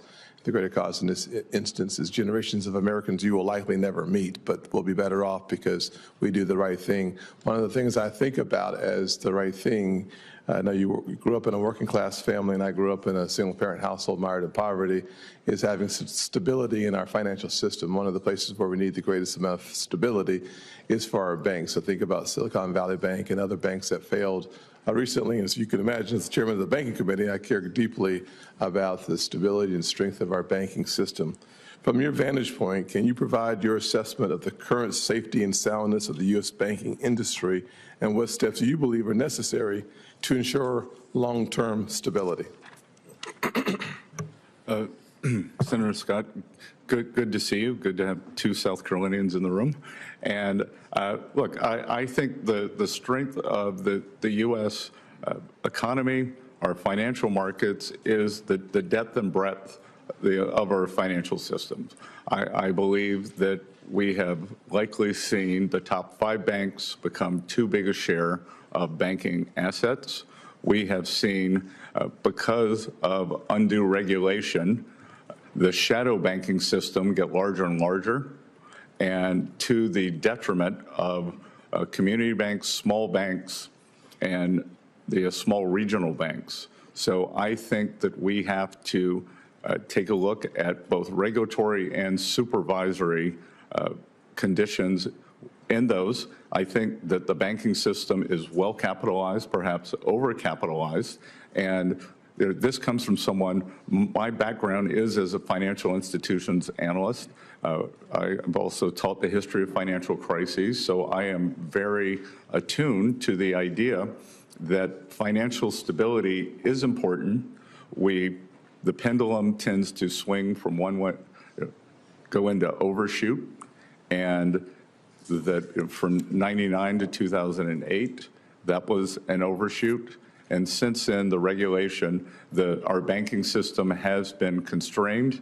And if we are going to have the kind of the generalized Main Street prosperity that I would like to see over the next few years, it's going to be driven by communities, small banks, and small regionals. Well, if I had more time, maybe another 5 or 6 minutes would be great. I don't think I'm getting it. Thank you very much. We'd spend a little more time on Basel III because your answer actually reinforces the fact that Basel III puts more capital on the sidelines, which means there's less capital to loan for mortgages or for starting small businesses. But I won't go there. But where I will go, however, is towards opportunity zones. As you know, I wrote the legislation, and opportunity zones was in fact a bipartisan piece of legislation, although it's only supported by Republicans. And the results of the opportunity zones has been astounding. My friends who are mayors, Democrat mayors, support it and celebrate it. My friends who are Republican governors support it and celebrate it, because the fact is simple, that $84 billion committed and invested in opportunity zones have led to real help coming into some distressed communities. It's only had less than a 5% gentrification rate, which is really important. But for the housing question, so many folks, mayors around the country said for the first time, because of opportunity zones, they're seeing affordable housing in their downtown areas, and they haven't seen it John Geddes in Rock Hill 3 decades. So we know that they've been effective without gentrification. I hope that the administration will spend some time encouraging and supporting the next iteration of opportunity zones. Your thoughts quickly? Senator Scott, I think they have been a resounding success. And I recently read data that in terms of affordable housing, the opportunity zones have created more affordable housing within the zones than any other federal government program since opportunity zones were created. So I think that it's a fantastic way to address the housing crisis. I think the inner city redevelopment. I think we could think about opportunity zones more in rural areas. Yes. So I look forward to expanding and continuing the discussion. Thank you. My last thoughts will be a comment, not a question. But as a result of the TCJA, we saw the richest Americans' tax burden as a percent of revenues coming in go up. And we saw the poorest Americans as a percent of revenue coming into the government go down. I think the easiest way to say that is to recognize that a single mother, like the one who raised me in 2017, made on average $40,000 a year. Her tax burden, her tax percent went down, her tax rate went down by 71%. That is a result of good policy being good politics. And I hope we keep our eye on the ball of helping the average American have more of their money in their pockets. Thank you. Thank you, Senator Scott. Senator Whitehouse. Thanks very much, Chairman. Welcome, Mr. Bessent. Thank you for the meeting we had in my office. I understand that colleagues have already raised the urgency of more sanctions on Russia's shadow fleet, particularly as it is sabotaging our allies' infrastructure in the Baltic, and urged that it is unfair for Chinese manufacturers to be able to underprice U.S. manufacturers by virtue of lower environmental standards. So I just want to give two big thumbs ups to both of those notions. As we talked about in my office, I think that the most immediate danger of a major economic collapse is going to come through the insurance industry. We're seeing signs of it in Florida already. The fires in LA are making it worse out in California, but it's occurring nationwide. And as we discussed, where you can't get insurance, you can't get mortgages, where you can't get mortgages, you can't sell properties at value, and that cascades, according to the chief economist of Freddie Mac, into a 2008-style massive economic recession. So I would like to ask first that you get somebody on your team to take a look at this report, which I'd asked to put into the record, from the Senate Budget Committee while I was chairing it, on the non-renewals, price increases, and unavailability problem county by county across the country. And if somebody on your team looks at it and can give you a summary, I would be grateful. And I would actually ask you personally to read this Economist magazine article. I don't think it's complicated. No, Senator Whitehouse, you gave it to me in your office, and I did read it. Good. So all right, so we're ahead of you. So I just want to make sure. I will point out to my children behind me, doing your homework's important. It is important, and thank you for doing that. I think you're the first person in a nominations hearing who's actually done the reading that has been proposed. So I just think that all of us need to be alert to this problem. I think it's actually started. Ernest Hemingway famously said that bankruptcies happen gradually and then suddenly. I think we're in gradually on a climate change-driven insurance crisis that will cascade out into the whole economy. I gave my Environment Public Works colleagues a book this thick. I gave your team a similar book of all the many high-level, serious, peer-reviewed studies that have shown these economic risks. And I just don't think we're ready for it. And I think it's really important that we be ready for it. And I don't want anybody to say that they weren't warned about it. So there's my warning.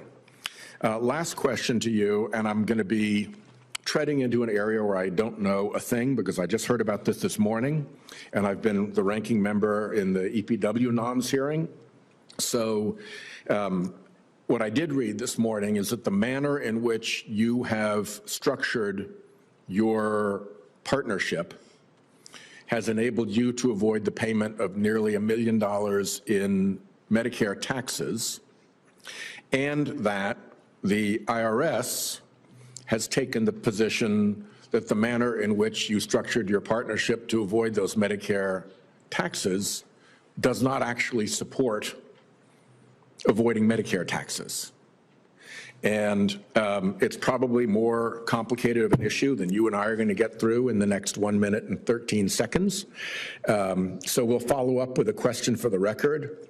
But I just think that when we're dealing with these massive issues of income inequality and threats to Medicare and all of the concerns that I think actually helped propel President Trump to the presidency, it would be extremely awkward if the Secretary of the Treasury were taking advantage of a supposed avoidance mechanism that the IRS, which you oversee, has determined actually doesn't produce that result. And somehow those things need to come into alignment. I don't know why. I suppose the easiest thing would be to go back and pay the Medicare taxes. But again, this is way more complicated than you and I can dispose of in the next half minute. But I do think it's important. I think it's really important to send a message as an incoming Treasury Secretary that everything you do with respect to your personal taxes aligns with IRS guidance. Senator White, thank you for the question. So it is the firm's taxes, and we are up to date on all our taxes. This matter is not by us, but it is in continuing litigation. If confirmed, I have agreed to shutter my firm, and I have also informed the ranking member and the chairman that I will provision the amount that is lower than the amount that was stated in the press release that went out last night, and I will hold that until till the case makes its way through the courts. So once that seems like an attentive response to the problem, and I'm glad you respected this actually is a problem that needs to be attended to. So thank you. Thank you. And Senator Wyden has asked if he could add one final question. You get the last one, Senator Wyden. Thank you, Mr. Chairman. And I gather that after this, at some point, you and I will have some closers. I appreciate that, and I'm going to be very short on that as well. Mr. Bessent, I want to ask about the double standard with respect to tax enforcement in America. The working person, a firefighter or a nurse or somebody who works for a wage, pays taxes with every single paycheck, and the government gets that information. And to a great extent, the ultra-wealthy can have a very different system. They can bring in this whole battery of accountants and lawyers and the like and say, you know, make sure that I don't have a lot of income this year. And then they don't have the same reporting system. And what I have always felt is that ensuring that the government, the IRS, can do tax enforcement to prevent wealthy tax cheating is absolutely crucial to limiting this double standard with respect to enforcement, where you have all this information from people who are working for a wage, and you're trying to figure out what's actually going on with lots of wealthy people. Because to me, the scam is in what's legal. I want it understood that I'm talking about people using their accountants and lawyers and this battery of people. So my question to you is, do you believe that it makes sense for the Congress to give the IRS the resources to collect taxes from people who may be cheating? And we don't even know because it's so hard to run down all this information. Do you believe it's important for the Congress to fund the IRS for that kind of enforcement? Senator Wyden, I believe that collections are very important, and I believe that the IRS, and again, I haven't been confirmed. I have had no meetings. This is all external. I believe that a large amount of it can be solved by data processing, and we are on the verge of an AI revolution. And I would hope that the AI revolution, much as it has in medical technology, it's pattern recognition, and that my understanding now is that the agency runs on 12 different systems on COBOL, which is the programming language that when I went to Yale in 1980. So I am 100% in favor of that, of updating those systems. So you talked to me about this in the office, and I appreciated the comments.